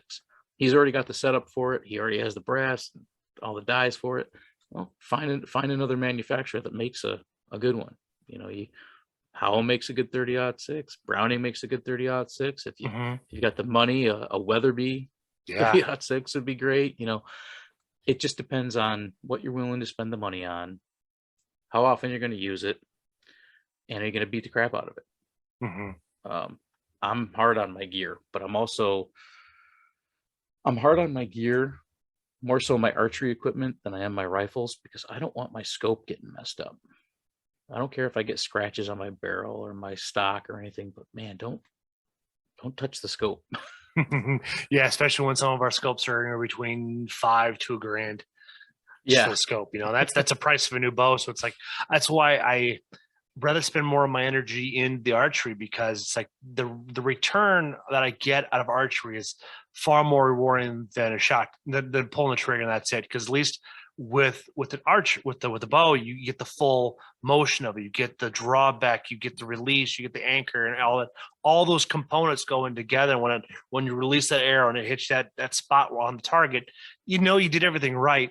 And like to get that same type of reward, you'd almost have to be in the reloading mindset. So this way, then everything you get to create everything. So because with an arrow, you can chop an arrow and make a new one much quicker than you can create a round for a load and such, because there's so much more science that goes in behind it. Sure. And you could shoot that arrow a lot faster. Give it 24 hours after you've got everything glued down. You go shoot it in your backyard if you need to. Yeah, you can't shoot your rifle in your backyard. At least a lot of us can't. And that's the thing, is you can't. That's part of the reason why I started the SoCal Bow Hunter. I talked about sharing information at the beginning here, but I can hunt a lot more areas and shoot in a lot more areas in Southern California, in California in general, with my bow. I mean, as long as you're 150 yards from a dwelling, there's a lot of areas out here on the outskirts of the residential area that you can bow hunt. Yeah. You can't even be seen with a rifle out there. I'll bow hunt until I can't do it anymore. But I love being able to shoot rifles and tinker with them, and getting that confidence, starting from A and going from B, C, D, all the way to Z, and being able to, make that shot count is just a really great culmination of everything you've put into it. Whether it be a month or a couple of years. I mean, like I said, it took me a couple of years with my 270 because I'm picky. A lot more people are less picky than me. There are people that are more picky than me. You do what's good for you. That's why I tell everybody, if they want advice from me, I'll give you a good starting point, but do what fits you. If you don't like the way I'm doing something, change it. I mean, as long as you're within spec and you're following the rules of reloading, or even with, building your own arrows. Don't be stupid, but also, if you think that you could take more time on this than I am, go for it.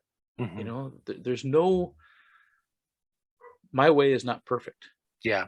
Like I said last night, I'm learning something new. I was excited. I'm still excited about it. And it's something little, but it's something I never thought about before. I don't think I'm going to jump right into it, but hearing the banter back and forth and talking about the pressure and the range to the target and everything was just really, really cool. That is fun. Now, if you were to reload a handgun round, which one would it be?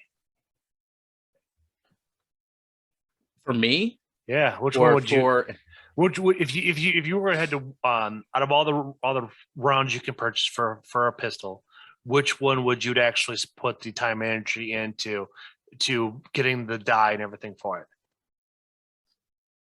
that's a tough call. For me, I reload 10 millimeter and 44 mag, mainly because I want to get used to, I bought my Glock so that I could take it and have, be able to make a, get used to a grizzly deterrent if I Mhm. hunted in grizzly country. Same with the 44 mag. I wanted a brush gun that had some knockdown power. Well, I've had the opportunity to buy 9 millimeters. I mean, I've shot a lot of different handguns, but I love what the 10 millimeter can do. And for me, there's more the investment into that 10 millimeter round. I have more value in that than I do with a 9 mil Mhm. or even a 40 cal. I want something that I can practice with. Now, my loads are not grizzly loads. My loads are getting, they're heavier loads, but they're not. That is the one ammo that I buy. I buy the, yeah, now it's on the tip of my tongue. I can picture the box in my garage, but basically it's a 220 grain lead projectile Okay. that comes out of that at, I don't know if it's 1500 feet per second or whatever, but it's a different beast.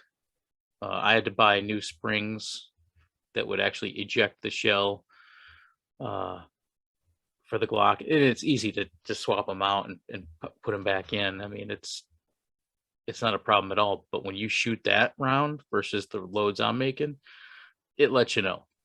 I mean, it's got it. I think I shot 5 and I was like, yep, I'm good. I can hit the target at 7 yards, but it's got a mean kick. Uh-huh. And I say mean kick, I'm probably exaggerating a little bit there. A 44 Super Red Hawk, 44 mag Super Red Hawk is going to have more of a kick than that 10 millimeter round. But Okay.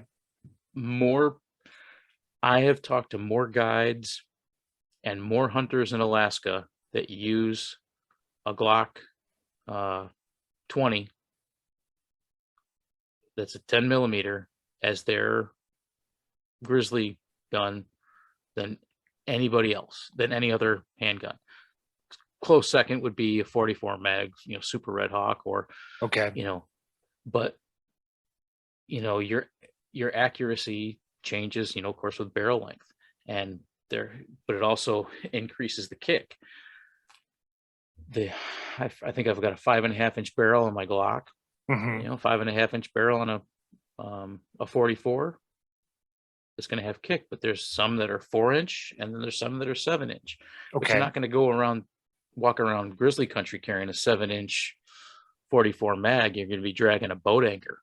Mhm. You want something that can do the job, and you're not hunting with it. You're using it to protect yourself. So that's why I carry, I've gotten where I really like the Glock. So I try to shoot that as much as I can when I go to the range. So that's why I reload that. Okay, because I didn't realize when I commented on your post that was a 10 millimeter. Now I looked because was that the Remington 10 millimeter that you That was that's that's the Springfield. Springfield, the TRP that they released, what, 2 or 3 years ago? I think it was 2 years ago. Okay. Maybe it's 3 years ago. I just know when I shot it,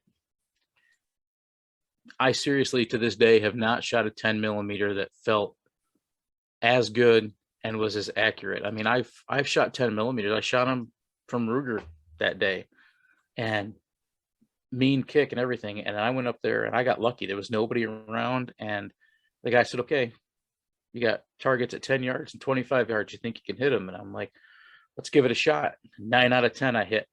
And I'm like, this handgun is awesome. I got all the details on it and everything. And I got back home and I realized that it's not legal in California. Oh man. It was also, I believe it was $1,700. Oh my word. But Wow. I tell you what, if there was a handgun that I was going to spend money on, I'd have saved up for that handgun. It was and is to this day my dream handgun, as far as if I were to carry something. I mean, I'd get rid of my Glock in a second. That thing, just the trigger was buttery smooth. The action was smooth. Yeah. I mean, and the kick, the way the handgun was built. I mean, it's a 1911, feel, and it just so nice in your hands. Have you shot I'm sorry, to interrupt, but it just came in my mind. Have you shot the Rock Island 10mm? I don't believe I have. Okay, because that one seems to, like, I've watched videos on YouTube, and it seems to get pretty good praise for it. And a lot of people like the recoil, and they went with the heavier spring and the 14-pound spring, and seems to be a nice upgrade to it. But it's like, I was just kind of getting your opinion, because I was mentioning to you, it's like I want to get myself an enhanced pistol carbine, and it's like I'm struggling between either 45 or 10mm, because it's like Arrow Precision is going to be, whenever they roll it out, they're going to have one, and they have a complete upper and a complete lower, just to kind of like you get it and then make those fine tweaks as you go, as you progress through it and all. And it's like I'm not I like both platforms. I just don't know which one I should pull the trigger on, because whatever I go with, this is going to be my next sidearm. Gotcha. Well, and the way to look at it is, what are you looking at it for? Is it for, EDC? Is it for hunting? Is it for just plinking? What I noticed is that with my hand size, I've tried the Glock. What's the Glock 45s? I can't remember the model number of it, but I had that one in my hand, and it's like it comes halfway in my pinky, and it's like when it comes down to large hands, I want to be able to grab it and feel comfortable with it, and it's like I don't feel like I'd be confident with it, because I'd feel like I have to compensate for something, and I don't like that feeling, because like I shot a 40 Glock compact down in Florida, and that's those shots up there in that corner. Well, I can't really see it from here, but it's like it's all over the place because it wasn't right for my hand. Now,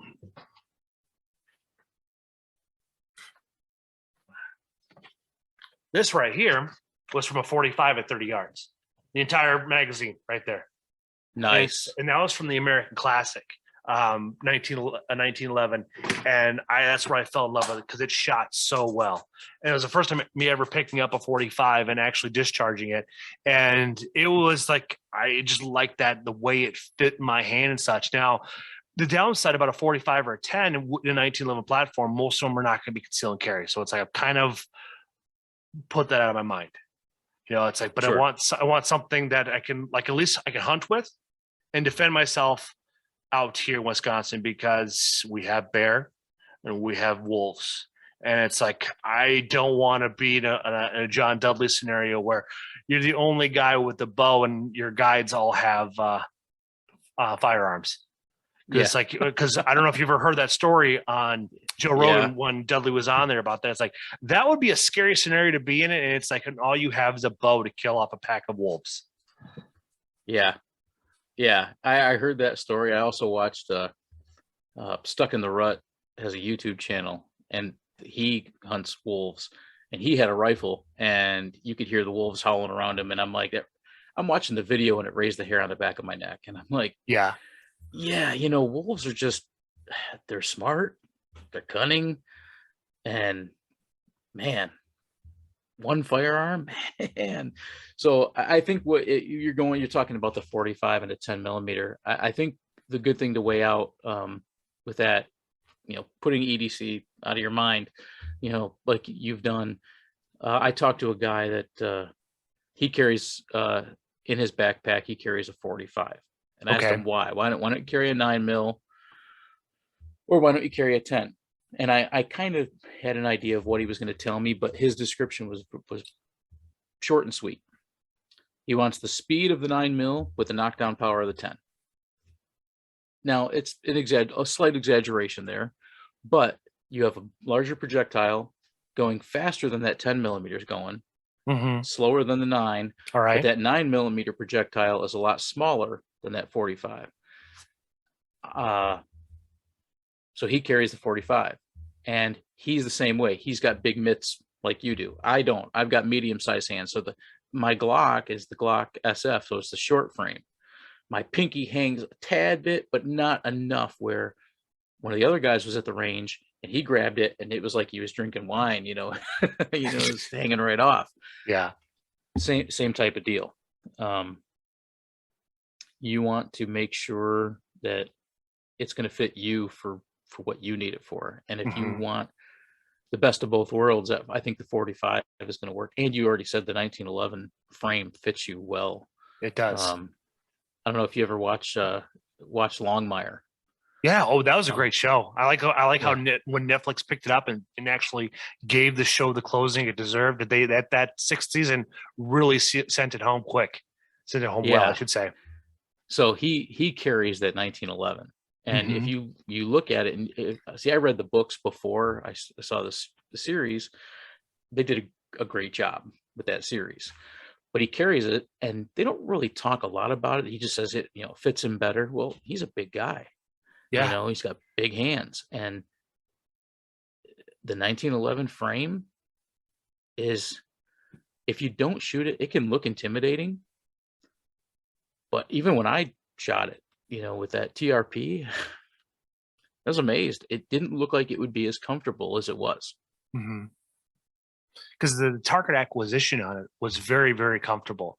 And it's like, as this video can show, it's like I brought this home from Florida just because I was really impressed with myself with having no prior knowledge of shooting a 45, not understanding the recoil of it, and I was able to put all of those at 30 yards. I was just completely floored.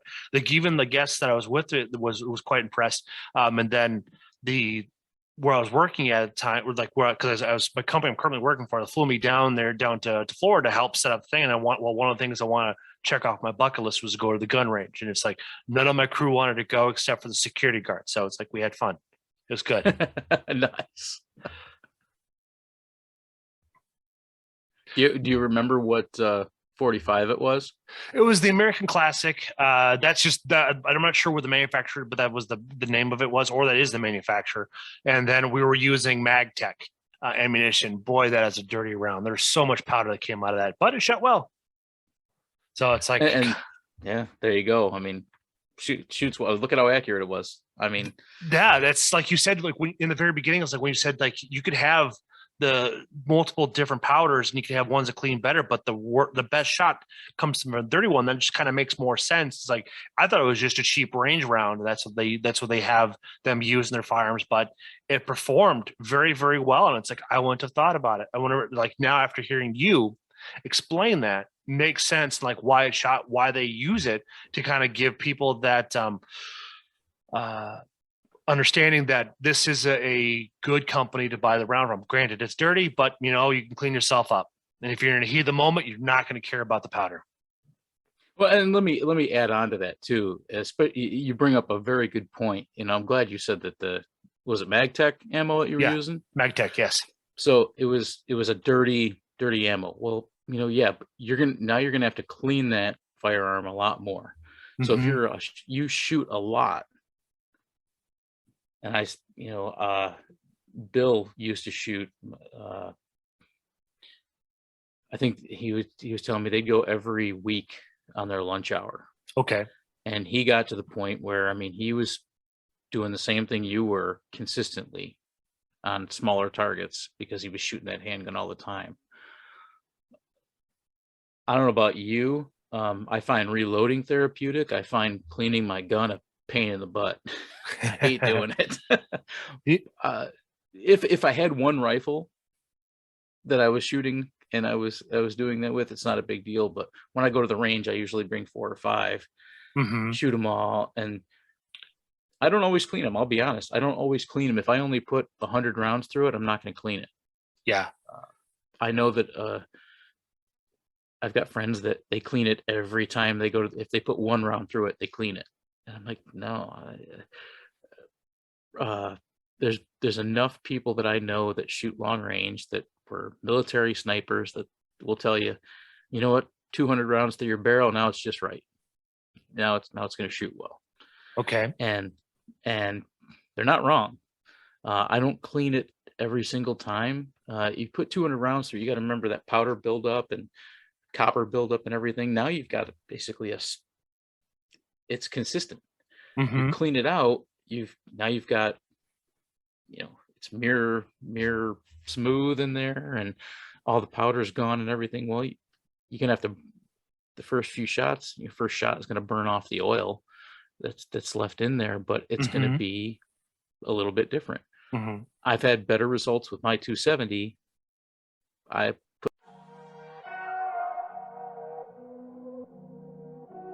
I'm Jake with HHA Sports, and today we're going to talk a little bit about our Dovetail Sights and how they're going to fit on the new Mathews V3X. So as you'll see, I have a Tetra Max Tournament Edition sight on this 33-inch V3X. All of our Dovetail sights, the Tetra and the Tetra Max, will fit on the V3X. Also, in the next couple of weeks, you'll see us come out with a shorter Dovetail version.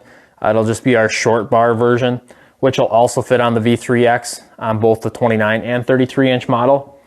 One question that we've gotten pretty frequently lately is the windage adjustments on your Tetra and Tetra Max bow sights on the new Mathews bow. And this year we came out with the infinite adjust plate, which you'll see on the front end of your sight. So when you put 50 rounds through it, and it might be months before I clean it. Now, I don't want my barrel getting pitted and everything like that, so I will clean it. I'm not saying I never clean it, but I'm not going to be apt to clean it immediately when I get home. I might take it out to the range another time and shoot and then clean it. But then again, going back to the handgun, if that MagTech ammo is working and you like it and it's within your price range and you don't feel like reloading it, great, get it. Just know that you're going to have to clean that often. But the great thing about a handgun, especially those, I mean, you take them apart, you can be watching a TV program and clean it. And to me, that's fun. I'd rather clean my handgun than I would, my rifle. But to each his own. Yeah, it takes a little bit longer time to clean out that rifle because it's like all the extra component, just for the length of it, running that rod up and down it. I got pretty lucky. My wife likes cleaning guns, and she used to work for Gander Outdoors here in town, and she learned all aspects of firearms, getting to play with all the nice fancy lubes and pads and all that fun stuff. So she kind of has a really good background. But for her, it's like you. It's her way of zenning out, and she knows she's got a Smith & Wesson 9mm carry, and she loves it, and she knows when she needs to clean it and how many rounds that needs to where she knows where it's starting to start faltering, because she's got a period in there where she knows like any rounds after like 150, it's going to be wherever she wants to point it. It's going to go where it goes. And then once it gets close to 500, then that's when she knows that it's time to clean it, and we'll just spend a few hours doing it. And we even get my daughter involved with it too. So this way, then she kind of gets the idea of it and getting around firearms. So like, cause it's like getting them comfortable at a young age, experience, like really opened my horizons and really respected something that could take life much more, not taking it for granted, like making sure that you follow all the safety rules, stuff like you don't pull an Alec Baldwin, Yeah, absolutely.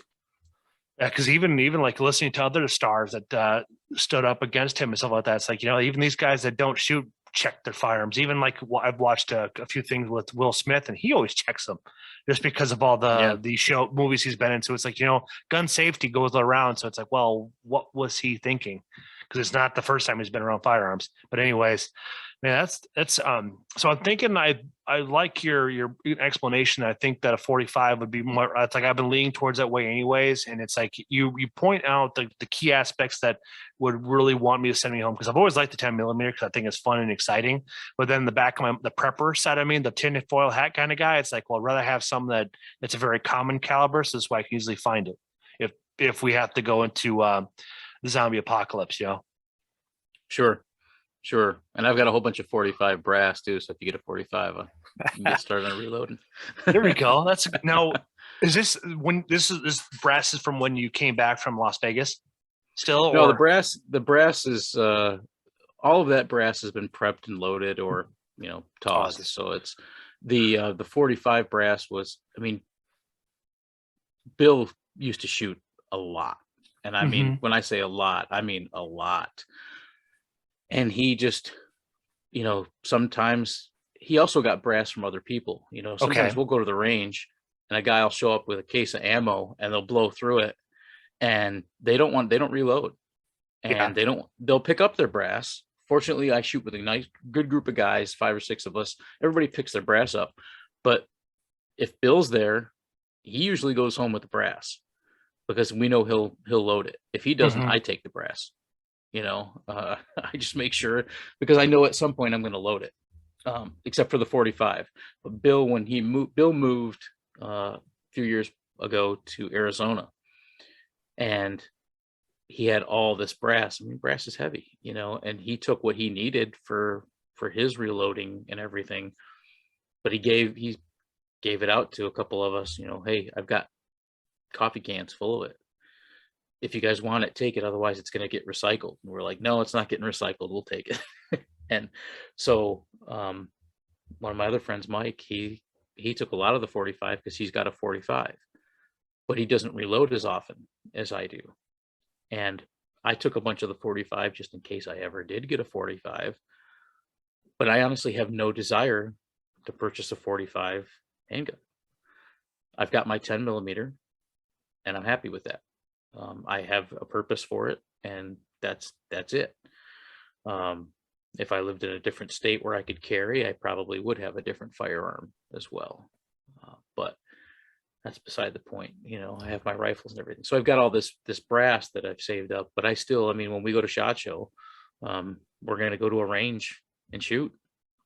And, we plan on, testing out our different rounds and everything like that. Yeah, we'll pick up our own brass, but hey, well, I'll bring a couple of 5-gallon buckets too and pick up as much 308 brass as I can. Very rare to find. Usually above a 308, you don't usually find a whole lot of brass for like 300 Win Mag or Win Short. But when I do, I take it all. I mean, just the brass alone, people will, we talked about it earlier. They'll trade for it. They want the guys that have 300 Win Mags. I mean, I have plenty of brass. I don't really need any more. I have some that I haven't even loaded yet, but I'll still pick up some more, and clean it up and prep it and everything so that if the need arises that I need to trade for something, I've got it. So what goes into cleaning and prepping a round? Cleaning and prepping the case is sorry. It's you've got to let's just say it's filthy. Let's say it came out like with a MagTech ammo. It's just the case is grimy. I mean, you pick it up and it's chalky and just gross. I live for that just because I know how nice it's going to look when I take it out. Like the picture I posted on Instagram, that brass was filthy 3 hours before that. Okay. Now there's a couple different ways you can clean it. You can clean it in a tumbler with crushed walnut media.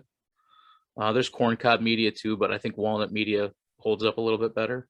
But I also have another tumbler that has stainless steel pins. They're about a 1/2 inch long, stainless steel pins and water. And you just put in, a teaspoon of Dawn dishwashing soap or a tablespoon of dishwashing soap.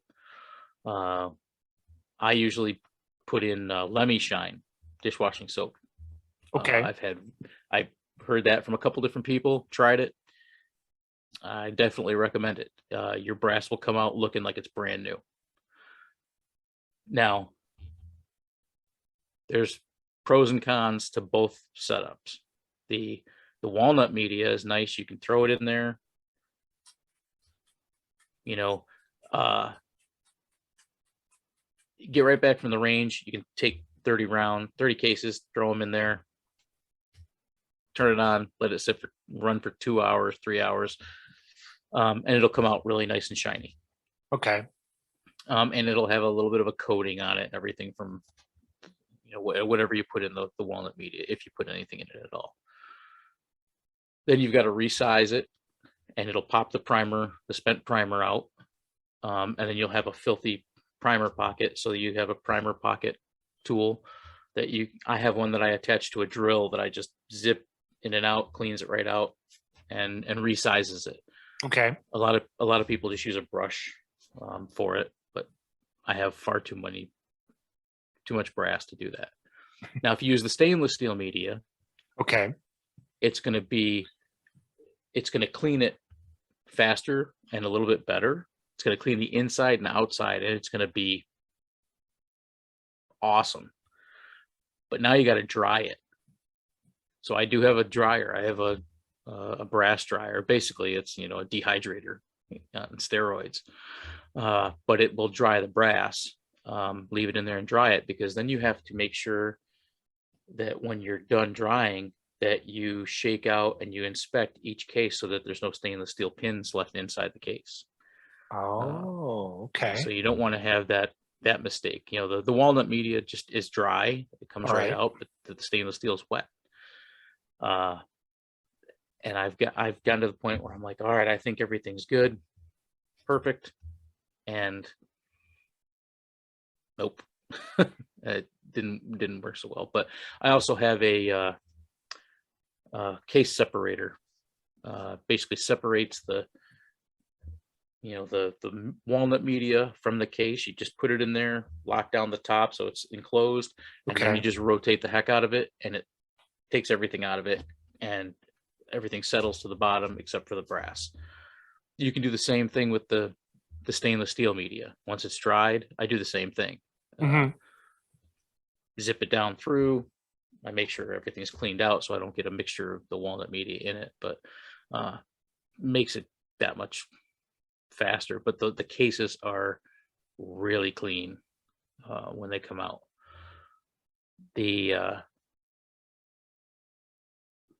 Then sometimes I will also take that brass that's been cleaned and throw it in the walnut media to give it a little bit of a coating, because that water will have an effect on your brass over time. Some brass, some cheap brass, some, you know, like PMC, I'll use that just because I have some of that I reloaded. The Lapua brass, wicked shiny, didn't have a spot on it. The PMC did have some spots. Okay. The spots aren't really going to make that much of a difference. They're just going to be an eyesore for you if you like pristine cases. You can clean that off, little elbow grease, little rag if you want, but there's a lot of different ways to do it, and even my way is slightly different than probably the next 10 people. Do what works for you. When I come back from Vegas, I'm sure I'm going to have some brass that I'm just going to want to get clean right away, and I will not throw it in my tumbler. I'll throw it in my walnut media. I'll throw it in the stainless steel. I mean, you got to remember too, when that water comes out, that water is coming out looking like it came from, coal fracking. It's disgusting. But it lets you know that it's working too. I mean, because that brass comes out, and you have to rinse it off too. After you get it out of there, you've got to rinse it off in some water, because there's still material sticking to that. Okay. And once you do, and then you throw it in the dryer, it's awesome. It's an awesome process once you get the hang of it. I think the biggest problem out of all of it is you need space for all of these gadgets. I can't keep everything out, because if I were just into reloading, I'd probably have enough space. But because I'm reloading and I'm also building my own arrows and tinkering with my bow and I'm into archery and bow hunting, I got too much stuff. But I love it. I love the process. So it's just a matter of getting stuff in and out and setting up. You just have to be dedicated. That is a very valid point with all that aspect. Because I remember like just flashbacks, because I mean, talking, this is like 90, 91 when my dad was still reloading at that time. And the space he had enough for all that fun stuff, because the house that we were living in rural Iowa had a sun porch, and he kind of converted that into his own little office where he had all those individual pieces. He stored his powder elsewhere, but that's where he had everything else. There was plenty of lighting because he's got bad eyesight, and so had plenty of lighting for him, natural lighting, so this way he's able to see everything and everything in glass and such. So it made sense for him to have it out there. But yeah, like putting that in my mind, it's like, well, if I buy something, like invest all this into all the components, stuff like that, it's like, how much would a setup like when you're by the time you're like, as you've matured through your processes and you're learning, how much money have you dumped into just all the reloading, just the equipment, not the not all the extra attachment stuff? Well, I guess you would have to say all the extra attachments and stuff, but like not just stuff, the equipment you necessarily need to get everything loaded, not the powder and the charges and all that fun stuff. Sure. I would say I'm going to use RCBS just because I've been using RCBS for decades. Yeah. And the system I bought, I mean, I bought mine brand new just because I wanted everything that came with this kit. And I want to say it was between $400 and $500. Okay, that makes sense. Now you can find with the, basically it's a rock chucker, basically the thing with the long arm. You can find a lot of those. There's a lot of guys that are selling reloading setups. Okay. And they're selling them dirt cheap. I've seen rock chuckers as low as $75 that are, okay. Some of them are rusted. You can clean them up. I mean, look at that 308. If you look at the 308 barrel that I cleaned up, it was pitiful. I mean, the barrel was pitted. It was all rust. By the time I was done, you could see your reflection in it. I mean, not quite, but it was clean. Same type of thing. So you can do the same thing. I would say just to start, you're going to need a tumbler. Let's say that's $60. If let's say you have one rifle, your die kit, your die setup is going to cost you anywhere from $40 to $60 for that. You're going to have, if you can case, you're going to have to trim. I highly recommend an electric trimmer. They do have, I think it's Franklin Armory? I think it's Franklin Armory. It's basically a zip trimmer. Got a little cable like starting a lawnmower. Mm-hmm. Put the case in and you just zip it back and forth. Okay. If you're doing more than one round, it sucks. Yeah, I can see that really adding up for time and energy. And, I mean, you know how it is. Even when shooting a bow, you get fatigued. Mm-hmm. And if you get fatigued, mistakes happen. Exactly. And all you got to do is pull on that little too hard. I mean, you're a big guy. I'm a big guy. All I got to do is let my arm drop and you snap it. And then now you got to set it all back up again.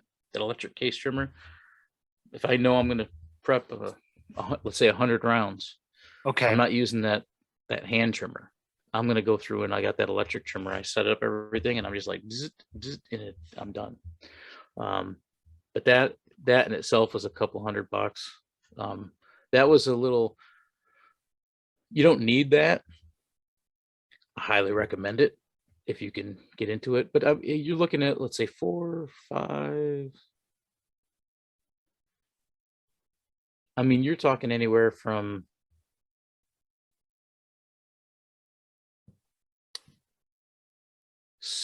probably 700. Well, then you're going to have a powder dispenser as well. Okay. I definitely, if you're going to load a lot, when I started off with my dad, all he had was each die set will come with a little scoop. It's a little yellow scoop. They all come with it. And I'd say all of them, most of them come with a little scoop. And that's usually what you scoop out your powder with. Okay. You're putting it on a scale. You're taking the powder out. You're putting it on a scale. And then you have a trickler. So once you get down to a close range, like let's say my load was 40 grains and I'm at 39 or 39 and a half, and I only need that 0.5. Well, then you use that trickler, you just rotate a dial, and the little bit of powder comes out at a time until you get your exact weight, and then your load is done. Okay. I load a lot more than I used to 30 years ago. So doing it that way would take me forever. So I have a Lyman, I think it's a Gen 6 electric powder dispenser. There's a couple of different companies that make good ones. Hornaday's got one, RCBS has one. Lyman, I've had really good results with this one, and I've had it for 3 or 4 years now. That's going to set you back a couple $100. I would say a good estimation, $1,000. Sounds like it. But that's just coming from experience, and it's like I think that's the way you really got to look at it. And anybody in the outdoor world understands, like, if you're going to do something right, you're going to spend the extra money for quality, and there's no sense in trying to go cheap, because all you're going to end up doing is you're going to spend more money because now you bought that, and then you realize, oh, I should have bought this instead. Yeah. Well, I think the way to look at it too is, sure, you can buy, let's say the pandemic wasn't here and you could buy factory ammo all the time. Factory ammo isn't always consistent. It could be slightly different, and for hunting purposes, like with federal ammo for my 270, I could put any 270 federal load in there and it would shoot great.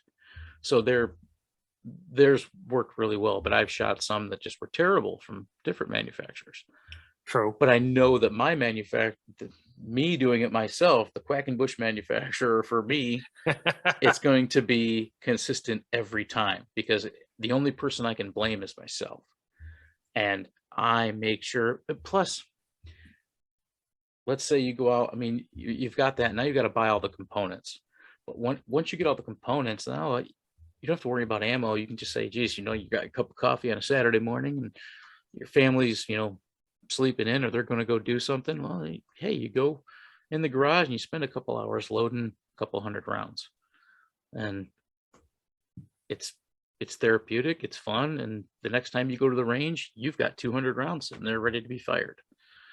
You don't have to worry about it. Now, I mean, some people might hear this now, man, a couple 100 rounds, what the heck, why do you need a couple 100 rounds? You know what, if I've got the brass and I've got the components, I'm going to load it. I'm not just going to let it sit around.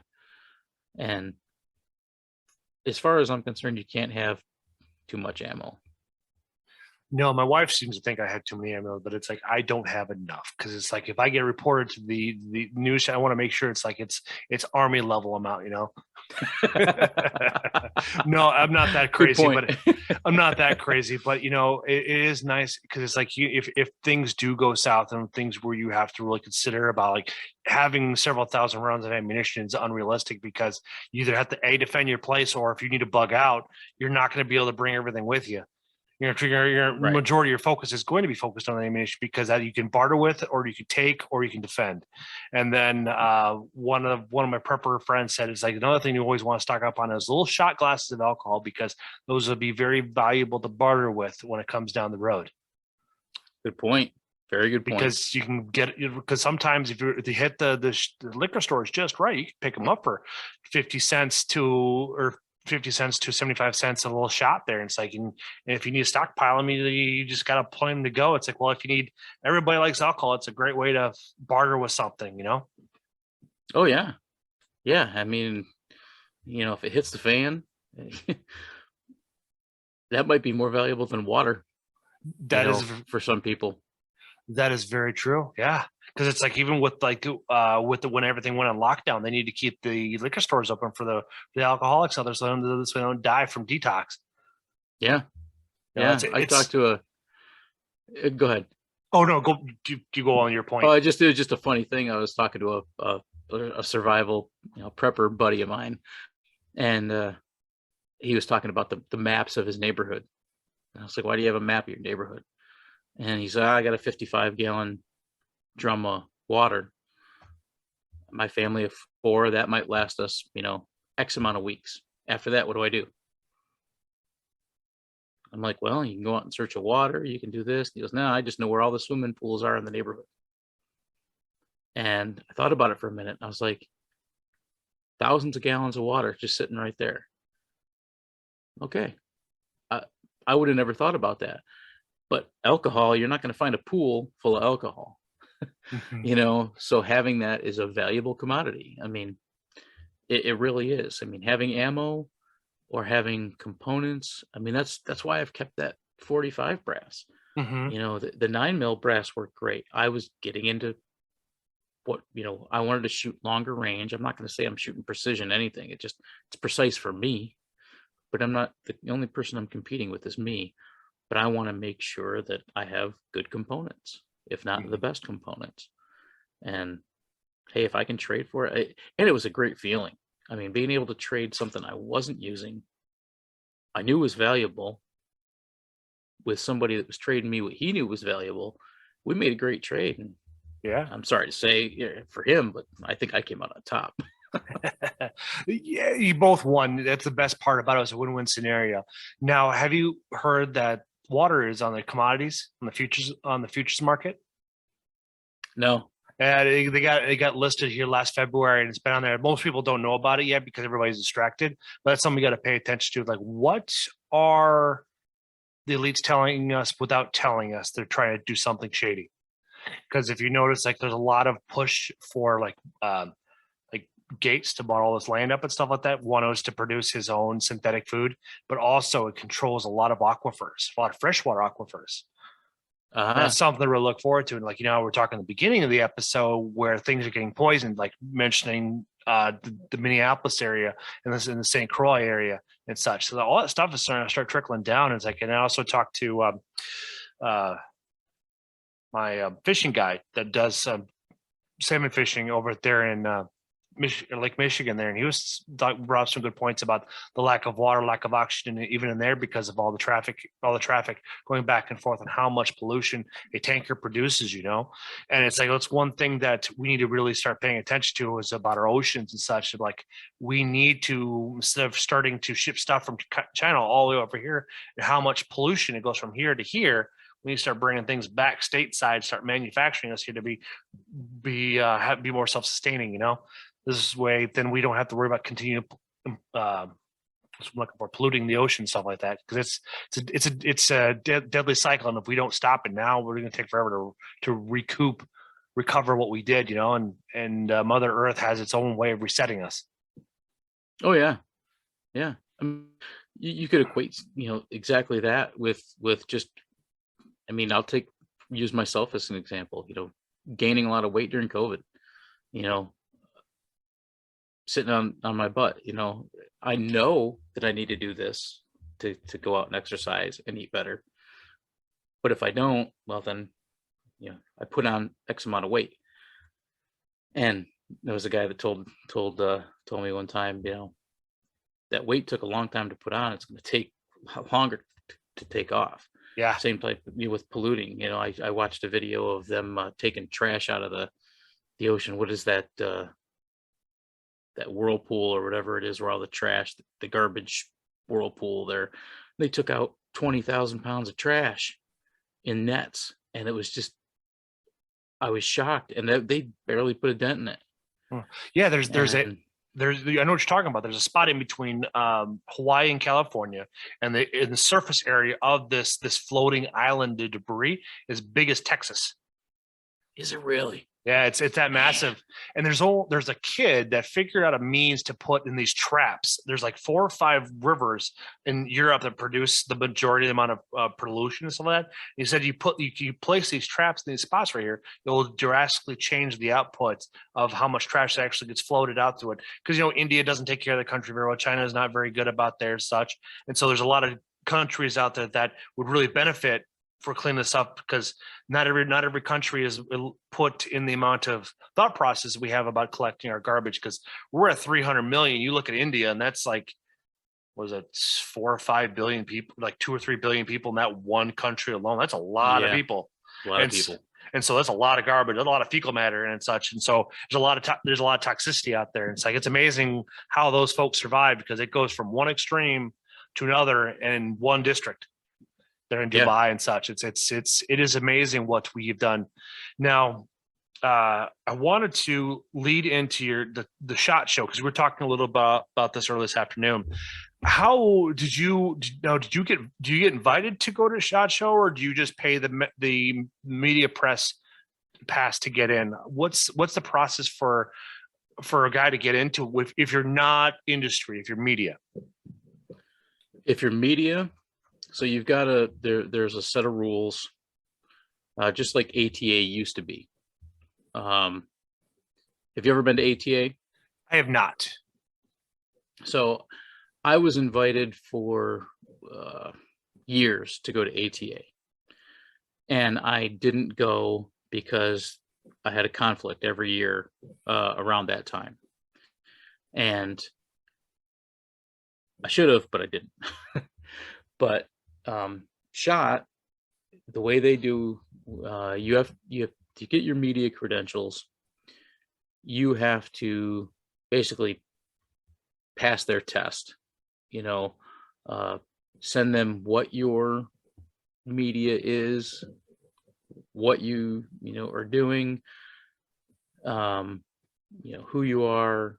I can't remember everything that's on the form, but the first time you do it, you're putting a lot into it. You're going on a wing and a prayer and hoping that everything's going to work out. Now, if you've been doing it for a while, like when I first went to SHOT, I think it was 5 years ago was my first SHOT.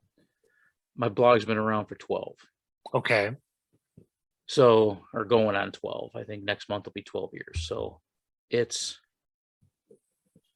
I had an established foundation of articles, stories, gear reviews, you name it. They could look at it and say, yeah, okay, he's legit. Now, Joe Schmo next door starts a blog up a month before SHOT. Says, I have a blog. I shoot, at the range once a year. I want media credentials. They're going to turn it down. Mm-hmm. So you've got to have an established. Basically, I think the one thing that really rings true is you got to have a byline and masthead or something from the publication that you're writing for, or blog that you're writing for, and show that you are involved in the shooting sports. Mm-hmm. Makes sense. And just, and so with mine, I mean, I think once or twice with mine, I was rejected.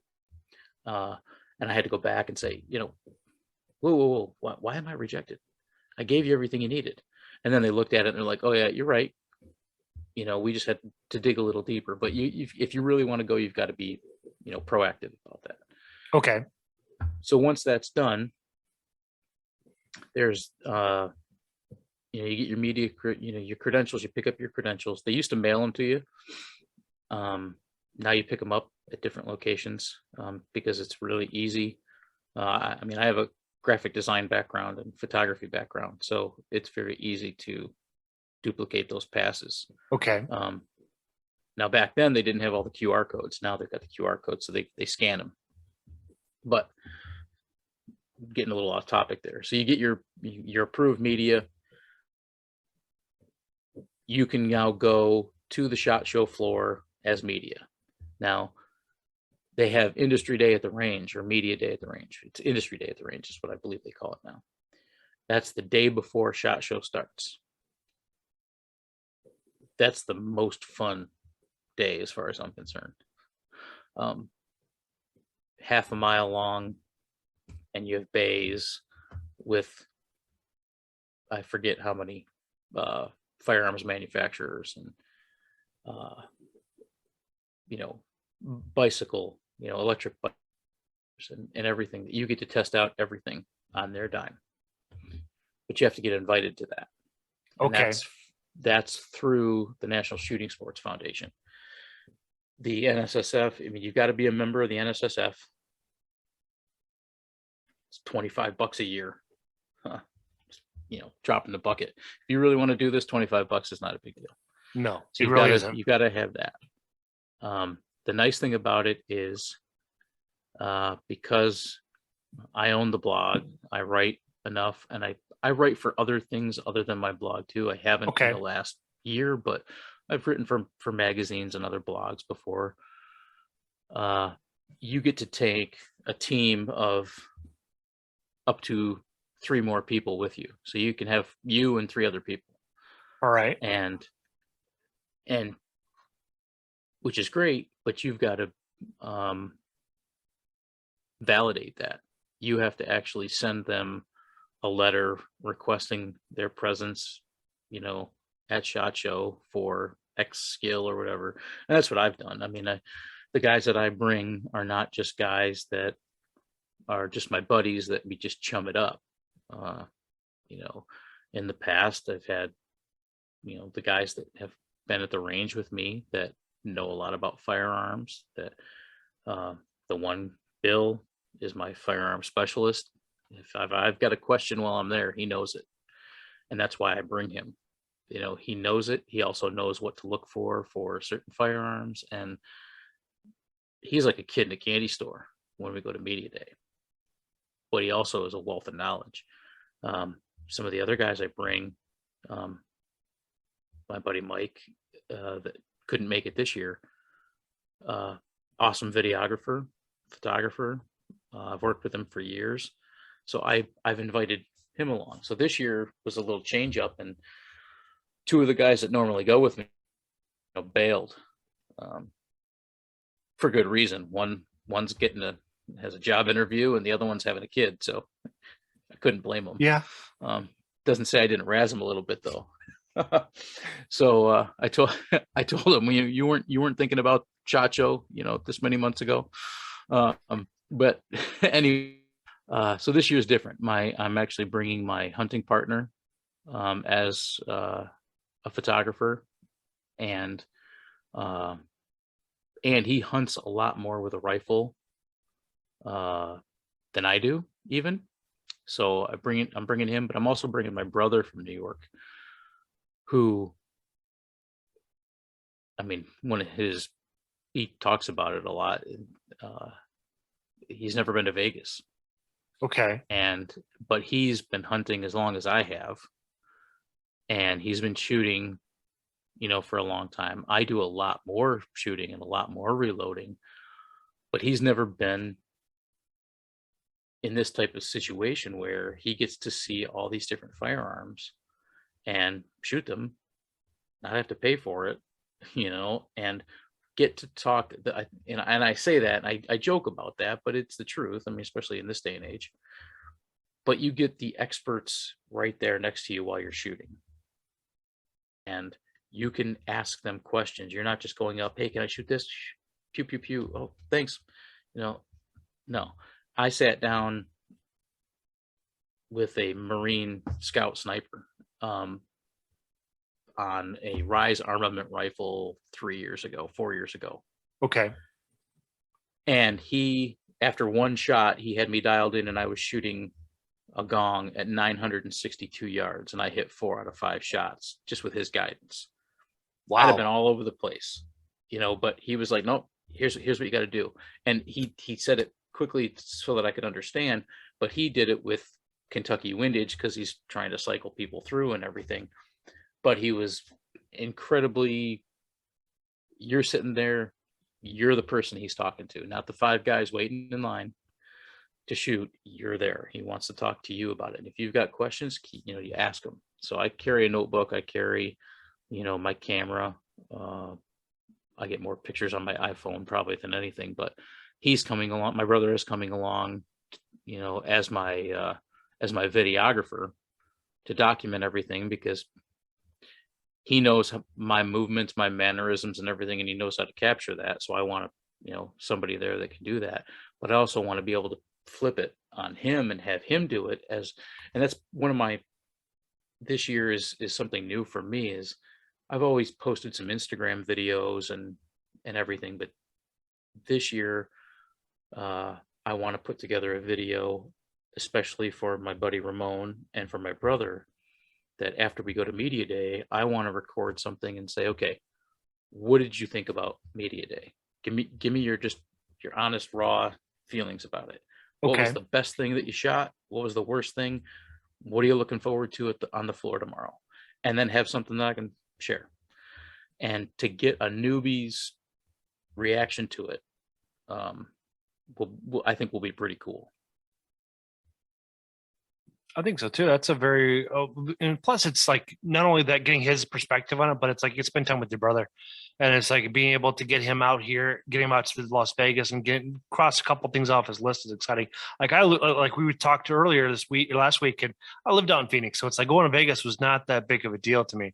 I just never really knew about SHOT Show because I know right around I think it's Christmas time or sort of the beginning of December, like Phoenix has one of the larger gatherings of outdoor enthusiasts for their big. They take over the fairgrounds down there, and they have 7-8 different tents, and all their buildings are all filled with firearms galore, from ammunition to World War II stuff. So it's like it's all there. But I wish I would have like paid more attention to that when I was actually there in Arizona, and like I've wanted. But I was so involved with paintball. It's like that's all I really had on my mind. And girls, I was that too in school, but it was mostly girls. But also being able to, it's like, but I fell in love with a paintball sport, and it's like when you're talking about when you get to go out and practice and stuff like that and shoot and such. One of the things that we used to do is we used to play horse.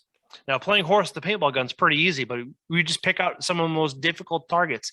And I'll tell you what, it brought my A game up because I'm competing with someone that's been playing since the 90s and playing at a high level that I've never played at before. But it's like having that mentorship to teach you how you want to play with it and stuff like that. And learning like ball barrel matches is our term, where you would match with your match grade for ballistics. So it's like there's a lot of similarities to it, but the only difference is propellant is air. And it was a fun experience because now it's like you're trying to, everybody has to land on top of each other, and like that's how you avoid it. It's like if you don't land on top of that guy's shot, you're going to get a letter. Ah, gotcha. No, there you go, and you're learning. Yeah, that's that. And now with me being, I think, let's see here, I started in 97. I'm coming up on 30. Let's see here, 25 years. Yeah, 25, 26 years in the game. So it's like I know my way around a paintball gun and cleaning it and making it all work well and stuff like that. So it's like got a lot of experience for it. So that's when I branched into archery, and now I've got a pretty good handle on it. About 6 years into it, but I'm still always learning with archery. There's so much fun about it, especially when the people I get to talk to and learning their tips and tricks is just always exciting to gather that knowledge to pass into somebody new. Then now my next venture is getting into more shooting, because it's like I want to like having an outdoor themed media company like I have. It's like I need to get out and do more stuff too, not just strictly shoot my bow. It's like I want to show people that I'm very well rounded and stuff like that. And it just like I'm a newbie when it comes to it, so it's like I'm very humble about it. If somebody's willing to sit down and give me 10-15 minutes to give me some pointers, I'm all about it, man, because it's like it's so exciting. And I used to run another podcast called the American Sheepdog Podcast. Now that was very libertarian focused, history, paying attention to a larger global stage, but also bringing on some unique people. Now, have you ever heard of Rich Graham? I don't believe so. Now, Rich Graham is a retired Navy SEAL or Ranger. I think he's a Ranger.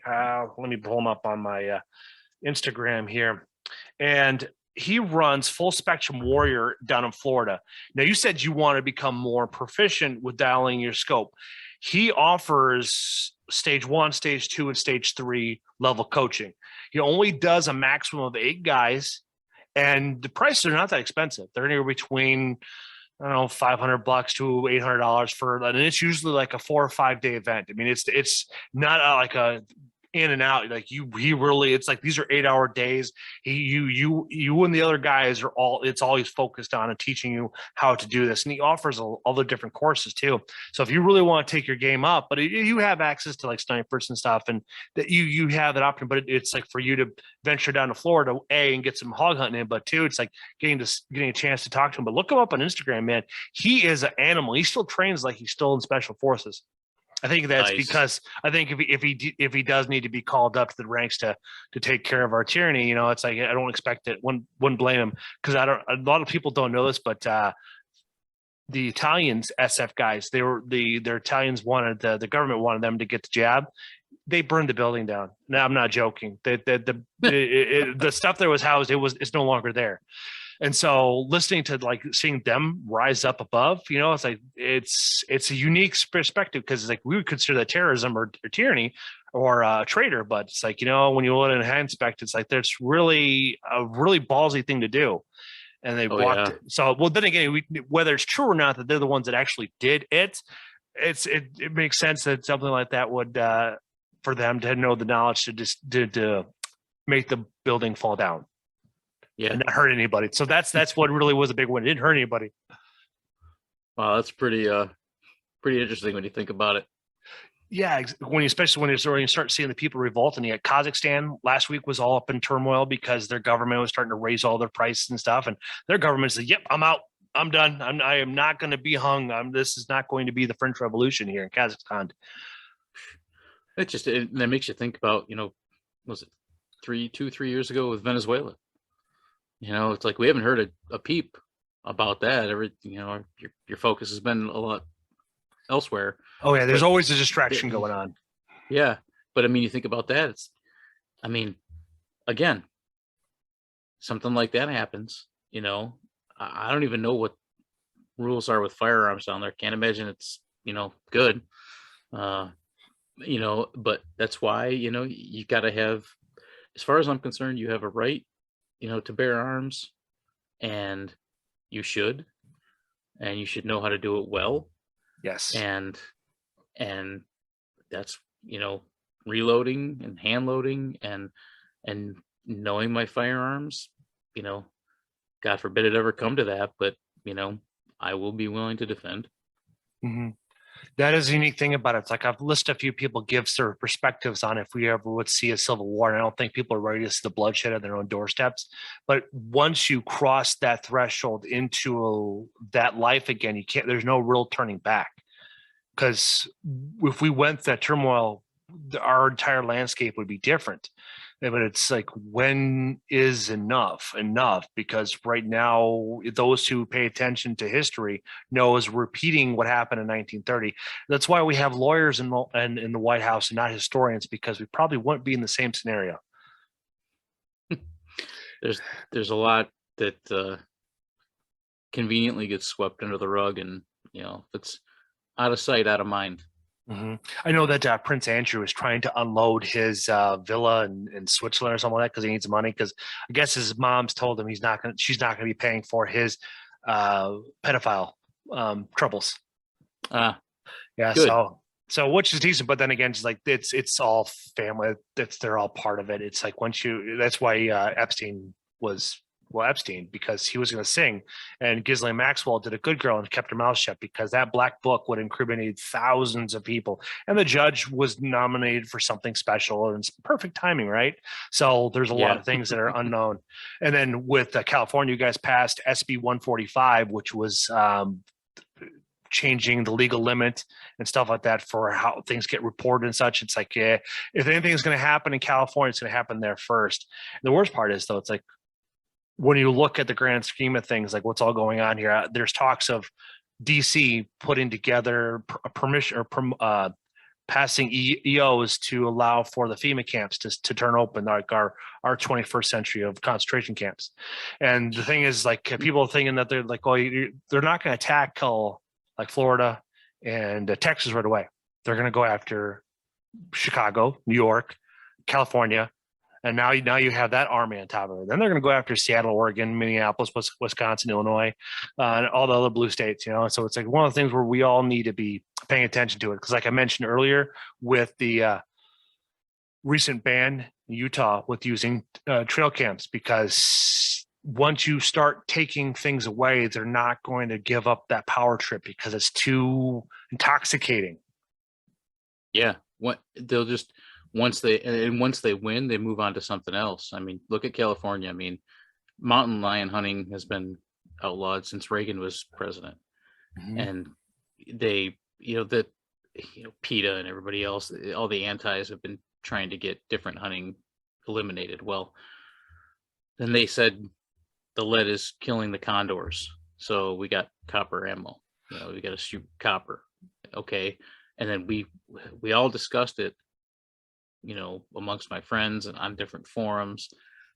What's next? Well, now we can't hunt bobcat. Stupid reasons, that they're putting out there. So I would say that if you are a hunter and we fight in California all the time, but it's not as public. Newsom doesn't like the antis will make it public, but you don't hear about it as often as some of the others. I think some of us, I could care less if I hunt in California.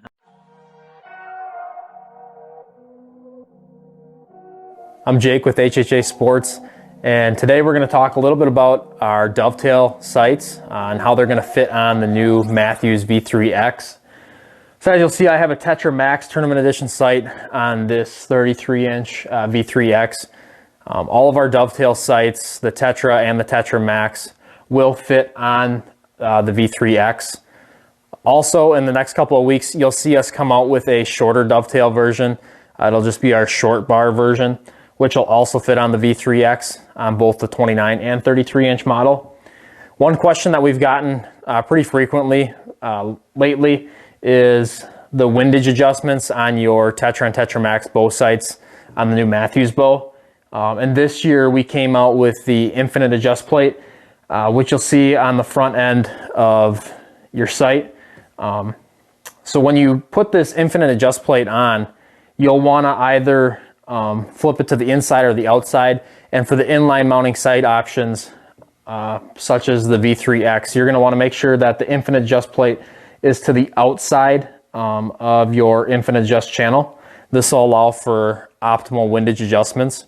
So you'll also be able to find the infinite adjust bracket on our website if you're already shooting a Tetra or Tetra Max Tournament Edition sight. Another way that you can get your HHA to fit V3X is by buying our conversion kit, which you can find on our website at hhasports.com. We'll be selling those at retail around $60. So basically the only thing you'll have to do is you'll have to take apart your sight at the third access point, and you can convert any Tetra or Tetra Max sight. So if you have a fixed frame, you can get that into a Dovetail.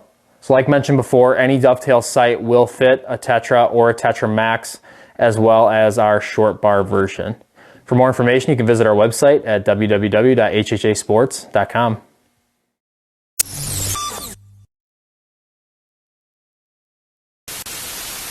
I hate to say that, I really do. Yeah. But the way things are going, I'd rather travel to Arizona or Nebraska or back to New York and hunt, or find some friends that want to hunt, in Nevada, or Utah, wherever. And it's easy to get over-the-counter licenses, there. But right now, Arizona is facing a ban on mountain lion, bobcat, and bear. Oh, Jesus. So if you look up on Instagram, I think it's Hunt Arizona, Hunt_AZ. He did a post last night, actually, that I posted to my stories, that I've got to write tomorrow to the legislature of Fish and Game out there. Basically, just the antis are, the squeaky wheel gets the grease. And the more that they complain and just get all emotional about it, if they're the ones that are heard, they're the ones that they're gonna take action on. So we need to do the same thing. But I would highly recommend people, whether it's this situation or others, is don't get emotional about it. Emotions are going to be a failure. Speak with facts. Yes. And Facts like don't care about your feelings. Exactly. And like you said, what happened in 1930, well, that wasn't oh, boo-hoo, I feel bad. No, it's a fact. Mm-hmm. Same thing with, you can follow throughout history. Those things happened. Knocking down these statues is not going to change the fact that they happened. Right or wrong, they happened. It's part of history. And the reason those statues were taken down is because people complained and got up in arms. And whether people were fearful of saying something or just didn't care about it, if you want to be able to hunt and shoot and have that freedom still, you got to stand up and you got to take a stand and do something about it. And amen. You've got, I can write letters, and I mean, I would love to go to the Fish and Game Commission meetings out here. Half the time they're not at the time that I can go, or they're not near me. I mean, California is a big state, but I tell you what, if they were, I think back 30 years ago when I was in New York, 20 years ago when I was in New York, I took a lot of it for granted. Older I get, the more I realize you got to be involved. Yeah, and that's the worst part about it. It's like the older you get, the more you got to be involved with politics. And it's like, that's the worst part about it. And it's so frustrating because when you're younger, you're so carefree. But as you start realizing all the pleasures, like right now, we're living in the golden years of all the hunting out there, but now they're slowly taking away all those aspects. We lost our wolf season here in Wisconsin last year. We within like the first 3 days of the season being open, we hit our quota. And that just tells us one thing: there's a lot more wolves than people that the DNR are letting on to us. But the DNR is not backing the hunters anymore. It's like they're following their whatever's giving them the money to do X project. That's where they're going to lean towards, and that's where it gets frustrating. So it's like, we got to really, like, we have our big, one of the richest people live here is the guy that owned Menards. And it's like, we need his money to help fight this issue right here. But it's like, I don't know if he is an outdoorsman or not. So that's the biggest thing. It's like, we need those bigger names like Joe Rogan, Steve Ranella, Randy Newberg and stuff. Like, I listened to Randy Newberg and listening to his war stories and his horror stories of listening to Montana reinducting the wolf hunt and stuff like that. It was just a nightmare. Like, listening to his perspective on it, it's like, it really gets a lot of people motivated to get after it. It's interesting you say that too, because Randy's a great guy. You ask him a question, he'll be honest with you and share it with you. He did a panel at SHOT 2 years ago, and I listened to it, and he was the only one on the whole panel that I thought was just he didn't speak with emotion, and he just came right out with facts. And you could tell, I mean, you see him in his videos and stuff. Yeah, he can get emotional and stuff like that. Everybody does, but he very to the point. Mm-hmm. And he runs into issues out there when he's hunting. Another video that you need to know. You need to know more than you think you need to know. I guess it sounds kind of goofy, but it's the truth. Another video I caught last night was why can't I think of his name? Dan.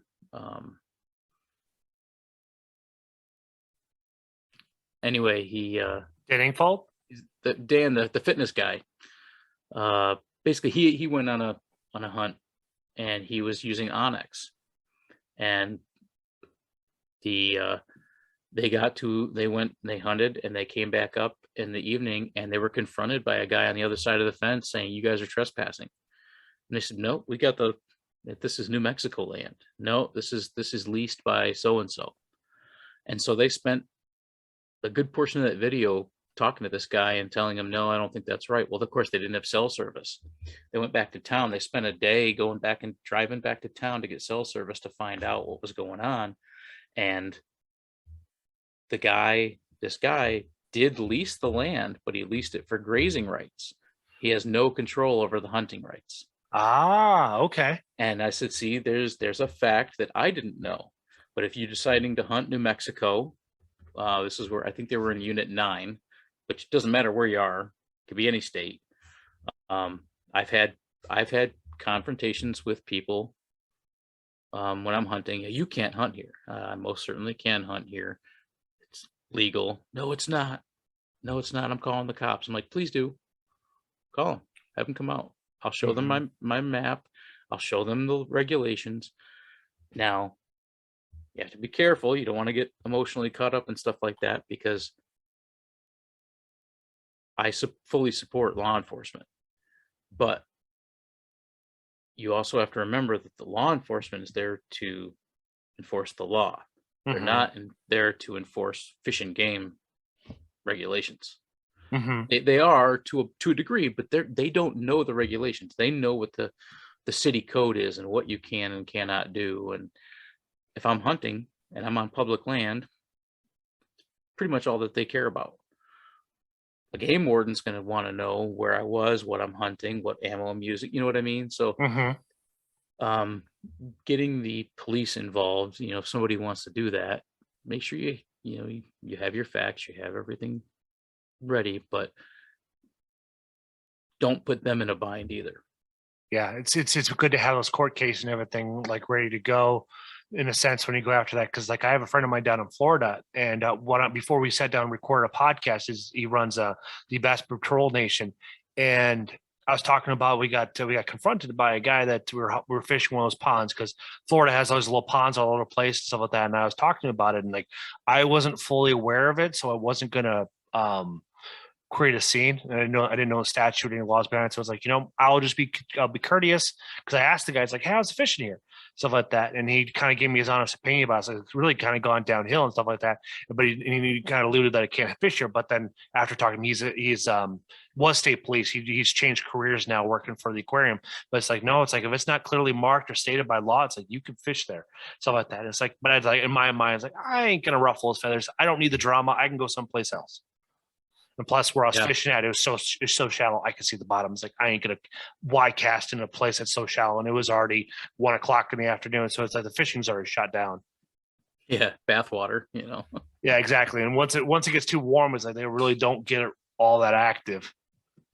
Yeah, but you're right. You made a good point with the signs too. It's the same thing with hunting land out here, and public land. Like if people don't have it posted. Yeah, you can be trespassing, but you have to be very careful. I know a lot of people that will push that limit, and don't get pushy, know your boundaries and everything like that, but know them before you go. Take a little bit of extra time with it. Yes, it can be tedious at times and seem like it's monotonous, but yeah, that's why I like using Onyx, because it's very, very accurate for that reason. Yeah, very accurate. And the thing I like about it too is, say you do come up on private land, well, you can find out who owns it. You can ask. I mean, 99.9% of the time, people out here, where you can go hunting, Central Coast, they don't like the LA type. And they consider me the LA type, and I'm far from it. But because I live down here, I can ask to hunt their property. They're basically going to slam the door in my face. And you know what? I can't get butthurt about it. It's their land. Yes. Keanu Reeves has a great quote, talking about how people get so upset about being rejected. He said, you should be thankful. You should be thanking them, because now you don't have to waste your time with them anymore. And it's so true. Same, if there's land that you want to hunt, the way I've found it is, offer to help the people with the land, or, hey, I'll come out and work.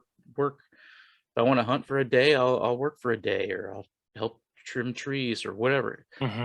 Half the time, they're not even going to take you up on it. But the fact that you're willing to do it says something about you. Yeah. That reminds me of a story from my listeners have already heard the story, but there was a guy I hunted with in southeastern Minnesota. He let us on his land, but when it came springtime, it was me and my buddy, and we're the only ones that are out there, but we would walk out there and we would walk out there with chainsaws in hand. So this way we could walk through and see what the winter had done to the land, some of that, and report back on where there were down fences because he runs cattle. And so that's what we would do. We would get to be April, be walking out to look for shed hunting, looking, and then as it got into May, looking for morels. But we would bring our chainsaws out there, and we'd walk on out there. We'd park. He told us, you can park right here. If I know you're parking, I know what you're doing. So it's like just park there, walking out. You didn't have to worry about permission, which was great. Guy is an awesome dude. His wife, his mom is even nice because they own houses like kind of corner from each other, but to kind of keep the land in the family, it just kind of made sense. And it was great. He had 1,200 acres, and we got to hunt all of it, which was fantastic. And so we'd go down there, and he also has 2 spring-fed creeks. So we'd go out there and we'd walk those creek beds to make sure there's no down trees, nothing to cause the DNR to come out and have a conversation, because sometimes they've been kind of smug to them, and they never know what kind of attitude they're going to be in. But their whole thing is they're wondering, like, why is this stuffed up down the range there? And so that's what we would do. We'd go out there and cut them up and pull the logs out of the water. The best we could, because some of them were pretty heavy, but that's what we did. And he didn't ask, we just did it. And he loved it. And it's like, I still have a relation with him, but it's like there's another guy that hunts there more often than I do, and he can be kind of a dick. And so it's like, I'm younger than you. So it's like, I'm probably going to survive this pandemic here. Yeah. So it's one of those type of know-it-alls, and it's not very fun to be around because he thinks he knows all the right answers. And it's like, when you have that type of an attitude, you don't attract a lot of friends. True. And you've got to be willing to take advice. I think that the what I try to tell people is, it doesn't cost you anything to take advice. It's up to you whether you act on it. And it took me a while. I mean, when I was younger, I wouldn't say I knew everything, but I didn't want to hear people telling me, what I've been doing for 5 years and I do it well. Don't tell me your way of doing it. Now I welcome it. Mm-hmm. Just because I went through all that reloading with you, I'm sure that there's somebody that can do it better. I'm sure there's somebody that can, trim an arrow better. I know for a fact there's guys that shoot bows better than me. I mean, I go out with the Badlands crew, and 2 of those guys showed me up right away. But then again, they practice, and they do a lot of target archery, and they know their equipment. Mm-hmm. I'm one of those guys that likes to know my equipment really well across the board. I like to be good, what they say, jack of all trades, master of none. Hey, I know a little bit about everything, just to keep me interested and to keep me going. I don't think I ever want to be an expert in one thing. Mm-hmm. To me, there's no, when I used to give seminars with Bass Pro, just haven't for the last couple of years, obviously. But they would, in the flyers and everything, they would put down, bow hunting expert. And I'm like, I wish you guys wouldn't use that. Why? But this and this. I'm like, yeah, but I'm no expert. There are guys that have been doing it far longer than I have. There are guys that are younger than me that have been doing it better than I have. There always will be. The fact is, I'm sure I have a lot of knowledge, and I'm willing to help anybody, improve or to get into it, but I'm no expert. And it does make me feel uncomfortable to be, I'm not an expert, God's the expert, not me. Yeah. All we can do is continue learning and such. And that's all I really asked for. So, man, I could sit here and talk to you for another hour, man. We've hit the 2-hour mark, and it's been a while since I've had a really engaging conversation that goes past an hour and a half or so. It's like, so I greatly appreciate your time, and so I want to make sure you get back to your family, and it was a pleasure having you on. I'm glad it's like you popped up at the right time in my feed, and it gave me the inspiration to keep walking on, because I've learned I need to just follow my dopamine and just go from there, and then just see where it leads me and what I learned from it. Because you answered all my questions, the best to your knowledge, and it allowed for me to create that food for thought to continue going down that avenue, to constantly continue asking questions, and then figuring out what I should get. And it's like, because now it's like listening to you is I want to really focus on like what you really want to do, and like how many more rifles you want to go with and stuff like that. Because it can be, we don't have a lot of time, and we're very busy people, and it's like, and you and I both understand that. So it's like, it kind of gives me an idea of like, which one should I look at? Because it's like right now I was telling you about where I want to go with the EPC and then going with the sidearm. So it's like having a shared platform and having that kind of fun between the two of them. Plus that I just need to figure out the laws here. Is like, is this, like, I know 45 is a legal caliber. Well, now moving in this to into an enhanced pistol, what barrel length do I need to be to also be legal to hunt with too? Because like, I like to create new challenges, and it's like, why not? Wouldn't it be fun to go out with a 45 round and drop a deer? I mean, I think that would be fun. It's like, it's a goal that's achievable. Absolutely. Even if it doesn't make sense to anybody, it's like, it doesn't have to make sense to you. It's like, I'm happy about it. It's like, it gives me something new to strive for. Yeah. And as long as we're supportive of one another, there's far too many people that, oh, you want to hunt with a 45? It's like, what do you care? If you're not going to do it, hey, I think if you want to challenge yourself, go for it. By all means. I'd love to hear the story. I'd love to hear the process behind it, and you could, there's nothing stopping you except you. Mm-hmm. I don't know if you've heard of this gentleman's name. His name's Toby Hughes. He is a Buckmaster elite measurer. He measures everything. And he went out hunting this year, and he shot himself a gorgeous buck. I think it was like a 160 class or 170. He's been hunting for a lot of years, and he shot him a buck with a 45. Race, I think his write-up was like, I think it ran like 45 yards and it piled over. It's like, man, that's awesome with the 45 pistol. It's like, that's pretty neat. It's exciting to hear about stuff like that. And if you ever have a chance to look him up on Facebook, I'm not sure if he has much of Instagram, but like that's where he focuses all that stuff for Buckmasters. That's it's similar to like Pope and Young and stuff like that. That's what they go out and measure racks of all sorts of animals and such, and also make categories for it too. So this way, then you have an opportunity to get in this book where like Pope and Young and everything like you have to hit one of the rarest ones to be able to have your name even be registered in the top 10, because it's just a prestigious list to be on. And gets to measure all the way up to like 250 class bucks, all the way down to the 140. He doesn't care how small they're. He just likes giving the person a peace of mind that this is your experience more in detail. Because now when people talk about that one buck they shot, well, it was a 120 class, but listen to what I had to do to get him and the story behind him. Now it's like, it just adds more to the onion, because it's like, it's so much more fun to listen to somebody talk about a specific hunt and their eyes light up because it's passionate. It's like it gets to bring out their inner child. Completely agree. And it's awesome to hear the stories, especially with the new hunters that, well, I only shot, I'm tired of hearing people saying I only shot a doe, or I shot this buck and I know he's not a big, it's your deer. Mm-hmm. Yeah.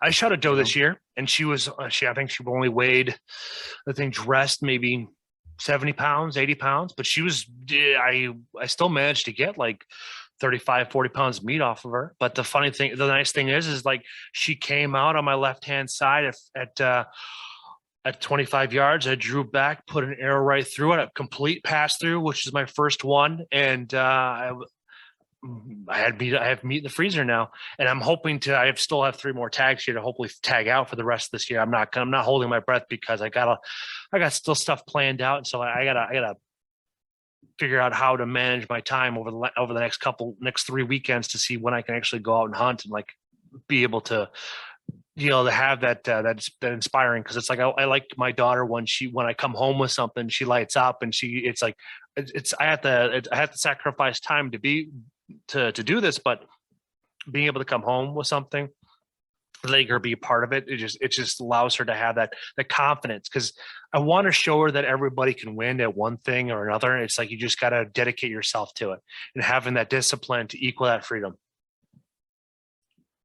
100%. And you've got meat in the freezer. Yeah, that's the best part. And she loves venison. My Lord. It's like as soon as my ex and I, as soon as she had teeth, it's like we started feeding her wild game, because it was like we wanted her to have all these experiences. So now when we go out to restaurant, we have this hibachi grill place here in town, and she orders a swordfish, and she's 8 years old.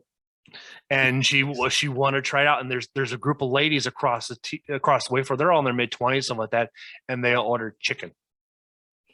And it's like, I want her. It's like, it's like you never know when you're gonna die. So it's like, well, now she knows what swordfish tastes like, and she likes salmon. So it's like she likes these variety of things, and it's like that's what I grasp. I strive for, is to have that curiosity about life and trying new things. Like my new adventure is going to be getting into laser engraving. So I spent the weekend looking at that. I found out that I need to have a full enclosure. The only downside, that adds like an extra $1,500 to it. But the upside is, though, it purifies the toxins that come out, because the tumblers that I have, they're coated. Well, a laser engraver will eat that away, and now you have a defined logo in there that's easier to read, and plus it's dishwasher safe. Now the downside is when it's cutting through that, it produces a chemical smell, and it's like I don't want anybody ingesting that, because I worked around toxic chemicals like with fiberglass and resin and all that stuff like that, and I used to bathe in acetone. Like it would be so bad that my breath would smell like acetone. Really? Oh yeah, acetone is it absorbs into your skin, and it's like you can wear PPE for it, but it doesn't matter. The acid of it destroys anything rubber, and leather doesn't work out, because then it just kind of gets worn out from the inside. So it's something I'm glad I'm out of. I've been out of it for a lot of years, but I have no idea the damage that may have been done, because we tried to follow the EPA as best we can and follow our best safety protocol, but you're still inhaling it. Still breathing it in, so it's frustrating.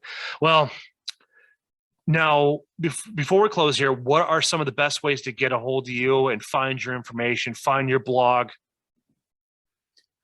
You can find me. My blog's real easy, SoCalBowhunter.com. You can find me on Instagram at _SoCal_Bowhunter. That's probably where you're going to find me most active. I am on Twitter and Facebook, the SoCal Bow Hunter. I'm not really active on Twitter anymore. Most people want to see a picture and or a video and a description. So I focus more of my energy on Instagram and my blog. But that's where you can find me. And if my email is real easy, the SoCal Bow Hunter at yahoo.com. So I encourage anybody, if you have a question, you have a comment, you want to bust my chops, send me a message. I got thick skin. I've been in this game a long time. That is so true. Well, thank you, Alan. This was do you go by Al or Alan? I should ask in the beginning. I go by Al because my real name's Albert. Okay. So, I just go by Al. If somebody calls me Albert, I owe him money, or I'm in trouble.